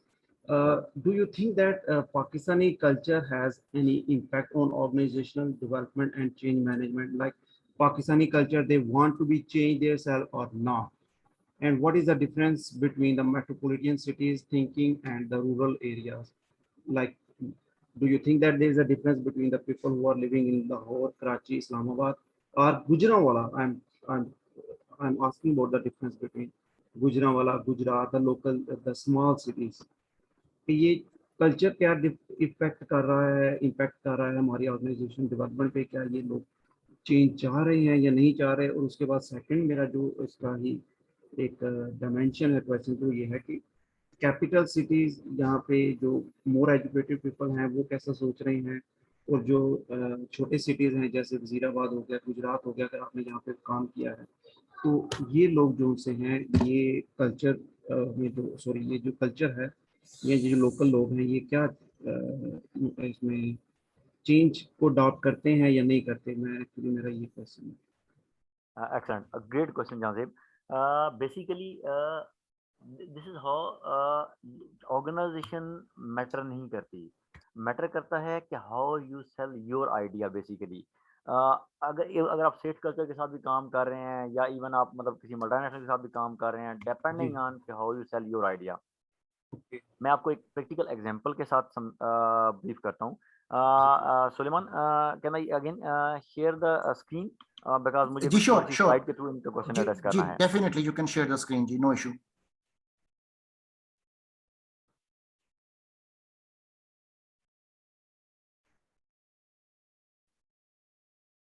Okay, one system is there कि अगर हमारे पास for example ACR वाला system था performance management का, तो उसमें हम HOD के पास राइट है कि वो किसी भी फॉर एग्जांपल वो अपने 10 एम्प्लॉयज़ में से वो कहता है कि जी 8 जो है वो एक्सेप्शनल काम कर रहे हैं और इन 8 लोगों को मुझे बहुत अच्छी रेटिंग देनी है और उसी बेसिस पे उन्हें रिवॉर्ड भी देना है. तो डेफिनेटली कोई भी सेठ या कोई भी ओनर है उसके पास कोई भी मेजरमेंट स्केल नहीं है और उसका जो इम्पैक्ट है डेफिनेटली उसके बिजनेस पे वो अच्छा खासा आ रहा है. तो हमारे पास ज़रूरी है कि हम कोई ऐसा स्केल डिफाइन करें जिसकी बेसिस पे हमें पता हो कि लोग कहाँ कहाँ पे फॉल कर रहे हैं. फॉर एग्जांपल मैंने आपको एक एग्जांपल दी कि अगर आप ये आइडिया सेल करना चाह रहे हैं किसी भी सेठ को, किसी भी मतलब कोई भी माइंडसेट है, अगर आप उन्हें ये बताएंगे कि अगर आपके पास परफॉर्मेंस मैनेजमेंट सिस्टम प्रॉपर होगा तो ना सिर्फ आपकी परफॉर्मेंस एफिशिएंसी बढ़ेगी बल्कि आपकी जो ओवरऑल कॉस्ट है वो भी कम हो जाएगी. वो कॉस्ट किस तरीके से कम हो रही है? आपने आपके सामने 5 पॉइंट लिकेट स्केल मैंने दिया हुआ है. इसको बेल कर्व मेथड कहते हैं. अगर आप इसको बेल शेप में डिजाइन करेंगे तो आपकी जो टोटल स्ट्रेंथ है, फॉर एग्जांपल आपकी टोटल एम्प्लॉयज डिपार्टमेंट में 100 एम्प्लॉयज हैं तो आपका 2.5% लोग सिर्फ एक्सेलिंग में आएंगे. ठीक है, और उसी तरीके से 2.5% लोग पुअर में आएंगे. अच्छा, उसके बाद आपके 22.5% पॉपुलेशन गुड में आएगी और 22.5% ही अंडर परफॉर्मिंग में आएगी और आपके 50% लोग जो हैं वो परफॉर्मिंग में आएंगे. ये एक बेल कर्व बन जाएगी. तो आपके पास इक्वल डिस्ट्रीब्यूशन होगी जब रेटिंग की, तो डेफिनेटली आपके जितने भी रिवॉर्ड्स, रिकॉग्नाइजेशन, फाइनेंशियल इम्पैक्ट जितने भी आ रहे हैं वो सारे एक सिस्टम एंड प्रोसीजर के थ्रू डिस्ट्रीब्यूट हो रहे होंगे जो ना सिर्फ आपके मोरल एंड मोटिवेशन को बूस्ट कर रहे होंगे बल्कि आपकी ओवरऑल कॉस्ट को भी रिड्यूस कर रहे होंगे. Getting it? जी, आई गॉट. बेसिकली कि how you sell your idea to that Exactly. person. That matters a lot. This तो this वो is चाहे the किसी actual. छोटे सिटी में हो या बड़े सिटी में जी, हो, जब आपको जी, आप उनको उनका बेनिफिट दिखाएंगे, यार put your feet in another shoe, उनका जी, जो बेसिकली उनकी प्रॉब्लम्स हैं, ठीक है। अच्छा ये आइडिया तब तक सेल नहीं होगा जब तक उन लोगों को अपनी प्रॉब्लम्स का ना पता हो। जी, अदरवाइज आपको एग्जैक्टली। पहले प्रॉब्लम आइडेंटिफाई करनी होगी, ठीक है। अगर बंदे किसी को जी, प्रॉब्लम होगी, कोई मसला होगा, तो उसे उसका हल चाहिए होगा, उसको हल ठीक है, चाहिए। देन यू जी, कैन सेल इट। ठीक है, ठीक है। Hopefully your thank you. Question is addressed. जी, जी, thank you sir. Right, right, Asad. There are other questions coming in. Fatima needs to ask something. Ji Fatima, please, you can turn on your microphone. Thank you so much, sir. Sir, I want to ask about the attitude. आपने बात की थी attitude की, जो आप मतलब test के दौरान during the evaluation आप लोग attitude पे focus करते हैं. ओके, तो what qualities मतलब as an individual हमें अपने अंदर develop करनी चाहिए कि वो हमारे जब हम interview दें या हम आगे कुछ भी टेस्ट वगैरह दें तो attitude issues ना आए. excellent. Again, I want to share the screen basically. मैं आपके साथ कुछ competencies share करना चाह रहा हूँ. These are quite professional competencies जो आपको help out करेंगी basically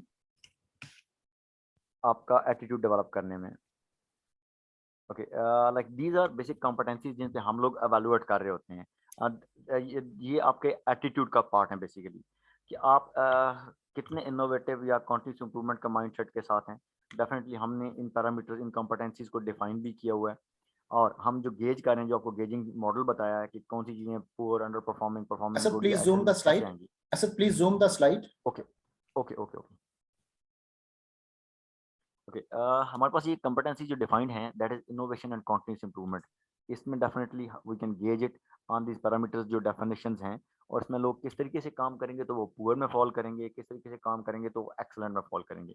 again, result oriented is a part of your basically behavioural competency, then teamwork, then integrity, commitment, courage and communication skills. Basically ये तमाम different organisations के लिए different competency set हो सकती हैं, लेकिन ये सारी की सारी सॉफ्ट स्किल की कॉम्पिटेंसीज हैं, और हमने बड़ा क्लियरली डिफाइन किया हुआ है कि इन कॉम्पिटेंसीज में आप किस लेवल के डिलीवरेबल्स देंगे तो आप किस रेटिंग में फॉल करेंगे. तो बेसिकली हम जो एटीट्यूड की बात करते हैं, बिहेवियर की बात करते हैं गेज करने की, तो we gauge on these 7 competencies. Hopefully this is clear. Asad, अगर आप प्लीज किसी एक कॉम्पिटेंसी को एग्जांपल के साथ एलेबोरेट कर दें कि Sure, डेफिनेशन sure, में sure. पुअर अगर क्या अगर है. ये मुझे कोई भी कोई भी. कॉम्पिटेंसी एक बता दें मुझे, किस पे आप बात करना चाह रहे हैं. जी फातिमा, आप इसमें से किस पर डिस्कशन करना चाहेंगी? कोई भी आप From these 7 आइडेंटिफाई करें. इनोवेशन एंड कंटीन्यूअस इंप्रूवमेंट, क्योंकि आजकल हर ऑर्गेनाइजेशन इनोवेशन की स्किल डिमांड करती है. जी please Okay, Asad. alright, oh, excellent, excellent. अच्छा, इसमें देखें बेसिकली हमने इसे डिफाइन किया हुआ पहले किस तरीके से कि जी इनोवेटिव माइंडसेट हो, किस तरीके से इनोवेटिव माइंडसेट हो, इसमें आगे मैं आपको एक्सप्लेन करूंगा. जो डिफरेंट इनिशिएटिव्स लेता हो. इनिशिएटिव्स किस तरीके से कि एक तो आपका रूटीन का वर्क है. आप अगर रूटीन वर्क में मैं आपको एग्जांपल देता हूं कि जिस तरीके से लीव मैनेजमेंट सिस्टम मैनुअली हो रहा था, अगर वैसे ही पहले भी हो रहा है, 74 में ऑर्गेनाइजेशन बनी, मैं 2014 में आके कैसे क्लेम कर सकता हूँ कि ठीक है जैसे काम कर रहे हैं वैसे ही करते रहें. एक ऑप्शन ये भी मेरे पास था. सेकंड, ऑर्गेनाइजेशन को एक नेक्स्ट लेवल पे लेके जाने के लिए मैंने इनिशिएटिव लिया कि मैंने इस सिस्टम को ऑटोमेटेड करना है, ठीक है. तो बेसिकली आप अगर सेम काम कर रहे हैं, जो रूटीन काम कर रहे हैं, तो आप में वो इनोवेटिव या कंटीन्यूअस इंप्रूवमेंट के एनालिसिस के लिए आप ज़रूरी है कि आप सिस्टम्स को स्टडी करें और उनमें आप उसके लिए इनिशिएटिव्स लें, न्यू इनिशिएटिव्स. अच्छा, analyse and solve the problems. Definitely जो प्रॉब्लम्स आई हैं उनको आप एनालाइज करते हैं. उसमें 2 तरह के मेजर्स होते हैं. One is preventive measure and one is corrective measure. अगर आप जो भी प्रॉब्लम आती है उसके लिए करेक्टिव मेजर लेते जाएंगे तो that is a routine matter. लेकिन अगर आप उसके लिए प्रिवेंटिव मेजर लेते हैं किसी भी तरह का कि नेक्स्ट टाइम जब ये प्रॉब्लम सॉल्व होगी तो ये ऑटोमेटिकली इस प्रोसीजर के थ्रू रिजॉल्व हो जाएगी, that is a part of continuous improvement. Again, provide unique practical solutions. आप लोगों ने मतलब जैसे ऑलरेडी एग्जांपल के थ्रू बताया है कि आपको कोई भी प्रॉब्लम आती है तो आप प्रैक्टिकल सॉल्यूशंस प्रोवाइड करें, ठीक है. उसके बाद डेफिनेटली चैलेंजेस कन्वेंशनल प्रैक्टिसेस. अब लीव मैनेजमेंट का जो प्रोसेस था ऑन पेपर वो कन्वेंशनल प्रैक्टिस थी, उसको हमने जो ऑटोमेटेड सिस्टम है उस पर ले आए. Strive to continuous improvement processes, procedures and quality of work. अच्छा, इसमें अब हम गेज किस तरीके से करते हैं. फॉर एग्जांपल, मैं पुअर की डेफिनेशन पुअर की इसमें कौन सॉल्व करेगा. Does things the way they have always been done. वो बिल्कुल उसी तरीके से काम करता रहेगा जैसे पहले काम हो रहा है, और कोई भी न्यू आइडिया प्रेजेंट नहीं करेगा, सिस्टम में चीज़ों को, रिस्पॉन्सिबिलिटीज़ को बेहतर तरीके से डिलीवर करने के लिए काम नहीं करेगा, ठीक है? या जो भी कोई न्यू अप्रोच, न्यू चीज़ आती है उसमें वो रेज़िस्ट करेगा, ठीक है? और जनरली कोई भी ऑब्स्टेकल आती है तो वो गिव अप कर जाएगा कि जी ये नहीं हो सकता, या एक्सक्यूजेस पेश करेगा, तो डेफिनेटली वो पुअर में फॉल करेगा। मैं आप अगेन एक्सेलिंग की तरफ आता हूँ कि अ चेंज एजेंट जो बेसिकली ड्राइव करेगा चेंज को, कि दिस कैन ये जो काम हो रहा है ये इससे बेहतर तरीके से इस तरीके से हो सकता है। अब परफेक्शनिस्ट वो continuously raise the standards of performance, जो काम जिस तरीके से हो सकता है हमेशा वो कोशिश करता है कि वो काम ज़्यादा बेहतर तरीके से हो, वो वैल्यू ऐड करे वो उन चीज़ों में, and give outstanding results. Definitely आप कोई भी काम करते हैं तो आपको वो 4 पैरामीटर्स बताए थे कि प्रॉब्लम क्या है, बैकग्राउंड क्या था, इश्यू क्या आ रहा है, वे फॉरवर्ड क्या होगा, हम किस तरीके से काम करेंगे, और हमारी ऑब्जेक्टिविटी क्या अचीव होगी। डेफिनेटली अगर आपके वो ऑब्जेक्टिव आपकी कंपनी के ऑब्जेक्टिव के साथ अलाइन हैं, तो you can excel like nothing. Hopefully you got the idea. जी, thank you very much yes Asad. Sir, thank you. बस लास्ट क्वेश्चन सर, एक Please. और पूछना है। Yes please please. Please. Sir conflict management को आप कैसे डील करेंगे? मतलब क्योंकि आप जिस भी ऑर्गेनाइजेशन में, वहाँ पे कॉन्फ्लिक्ट मैनेजमेंट फॉर श्योर अकर जरूर करेगा, मतलब कॉन्फ्लिक्ट जरूर अकर करेगा, तो एज एन एचआर मैनेजर हमारी क्या ड्यूटी होगी to resolve that conflict? Basically conflicts are good. अगर डिफरेंस ऑफ ओपिनियन नहीं होगा तो ये जो चेंज मैनेजमेंट और इनोवेशन है ना, ये बिल्कुल भी नहीं होगी। जब कॉन्फ्लिक्ट्स आते हैं तो डेफिनेटली आप उन कॉन्फ्लिक्ट्स को गो थ्रू करते हैं थ्रू, आप उसको न्यूट्रल बॉडीज के थ्रू, जैसे फॉर एग्जांपल आप एचओडी और एम्प्लॉय के अंदर को कॉन्फ्लिक्ट आ गया, तो हमारी जो कमेटी बनी हुई है एचआर रिव्यू कमेटी, वो उसको एनालाइज करती है और देखती है कि जी कहाँ पे फॉल्ट है, कौन सिस्टम प्रोसेसेस को हम किस तरीके से इम्प्रूव कर सकते हैं, ठीक है। या कोई इस तरह की नेगोशिएशन है जिसमें हम विन विन सिचुएशन क्रिएट कर सकें, वो भी हमारे पास ऑप्शन होता है। तो हम बाकायदा इस पे नेगोशिएशन एंड कॉन्फ्लिक्ट मैनेजमेंट पे अपने ग्रुप एंड दबाव को ट्रेंड करते हैं, how to handle and how to manage conflicts, ताकि हम विन विन सिचुएशन क्रिएट कर सकें।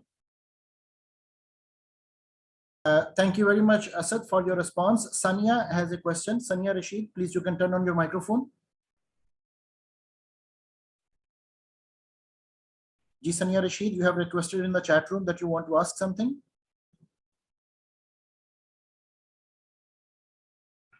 All right, Jahazeb needs to say something. Please, Jahazeb, you can turn on your microphone, please.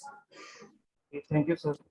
Sir Asad मेरा question है कि during the change management हम down sizing को कैसे टैकल करेंगे? यानी कि अब हमने कोई नया सिस्टम लॉन्च किया है तो definitely we have to decrease the number of employ in सब डिपार्टमेंट में भी। Just for example any example you can think, you can explain.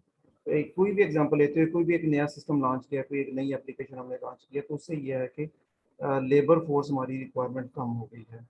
We have to decrease the number of employees in any department. तो ये जो down sizing है ये भी एक बहुत बड़ा इशू है मेरे ख्याल में।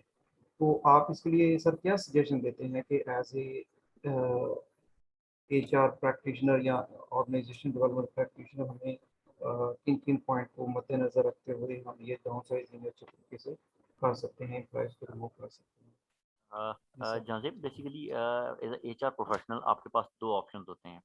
जी जी वन इज कि आप अपने जो एग्जिस्टिंग प्रोसेस हैं उसको जब ऑटोमेशन पे लेके जाते हैं तो डेफिनेटली मैन पावर की रिक्वायरमेंट कम हो गई है। जी अगेन सर। सबसे पहले हमें तमाम एचओडी के साथ बैठ के अपनी मैनेजमेंट को लूप में लेना होता है कि हमारे पास कुछ नए प्रोजेक्ट्स, अपकमिंग प्रोजेक्ट्स कुछ इस तरह के हैं, कुछ नए ऐसी चीज़ को, ऐसी रिस्पॉन्सिबिलिटी हमारे पास हैं जहाँ पे इस मैन पावर को हम यूज़ कर सकें। सबसे पहले हमें ब्रेनस्टॉर्म करना होता है इस चीज़ पे।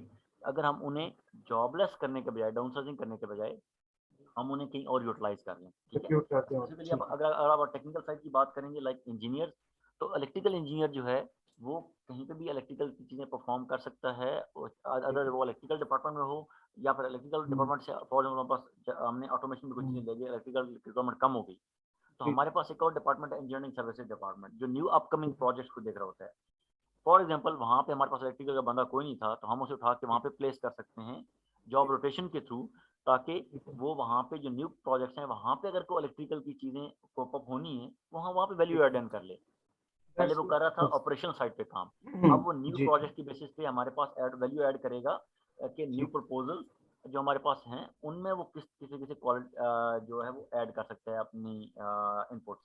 तो सबसे पहले तो हमने ये देखना है कि उन रिसोर्सेज को हम अपने किसी एक्सपेंशंस में, अपने किसी न्यू प्रोजेक्ट्स में ऐड ऑन कर सकें। That is a very good option for that.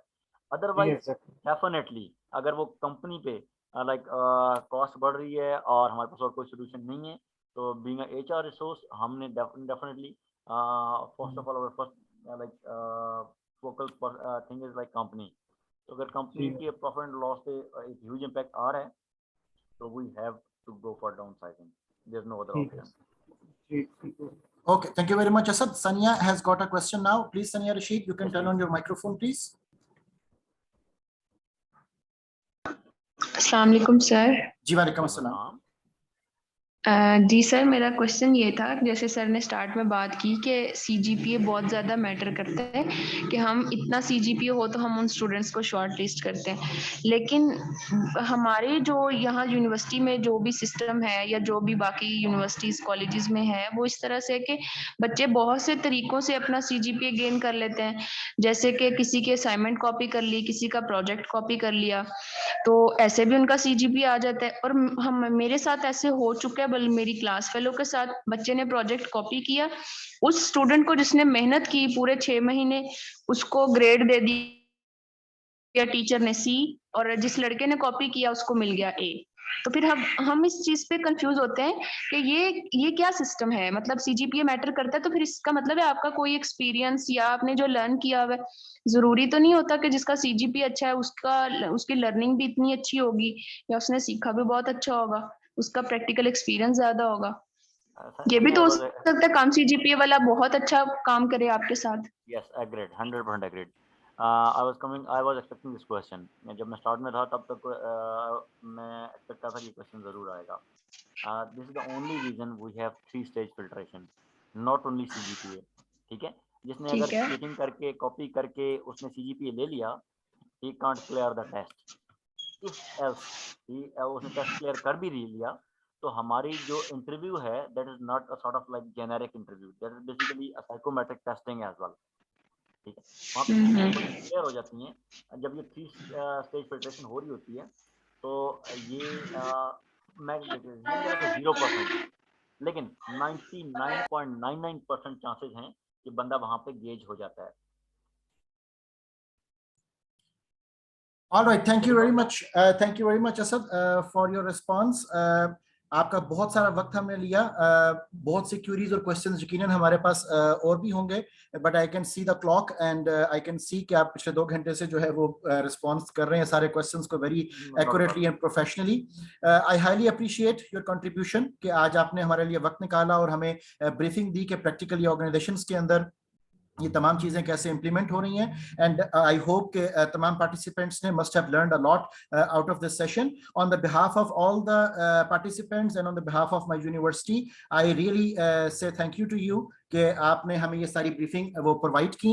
And इंशाल्लाह ताला इसी तरह के सेशंस हमारे आइंदा भी चलेंगे, एंड आई होप कि आप जरूर पार्टिसिपेट करेंगे हमारी डिस्कशंस में, बिकॉज हमारे लिए एक बड़ा लर्निंग अपॉर्चुनिटी होगी कि हम प्रोफेशनल्स से जो इंडस्ट्री के अंदर ऑपरेट कर रहे हैं वो चीज़ों को लर्न कर सकें। Sure, inshallah. Pleasure is all mine, and really nice to talk to such lovely people, especially like the question sessions. I really appreciate. And मैं तो इससे ज़्यादा क्वेश्चन सेशन एक्सपेक्ट कर रहा था, क्योंकि डेफिनेटली आप जब प्रैक्टिकली कोई भी बंदा जॉब में आना चाह रहा है या उनको कोप अप करना चाह रहा है, तो I am always available. If anybody individually want to contact me for any specific query, you can contact me. मेरी कांटेक्ट डिटेल्स सुलेमान के पास हैं। I will love to help you, all of you here. Right, thank you very much, Asad. Inshallah, definitely we'll be in touch. Jazakallah khair for today. Inshallah, see you next time. Sure, inshallah. Thank you.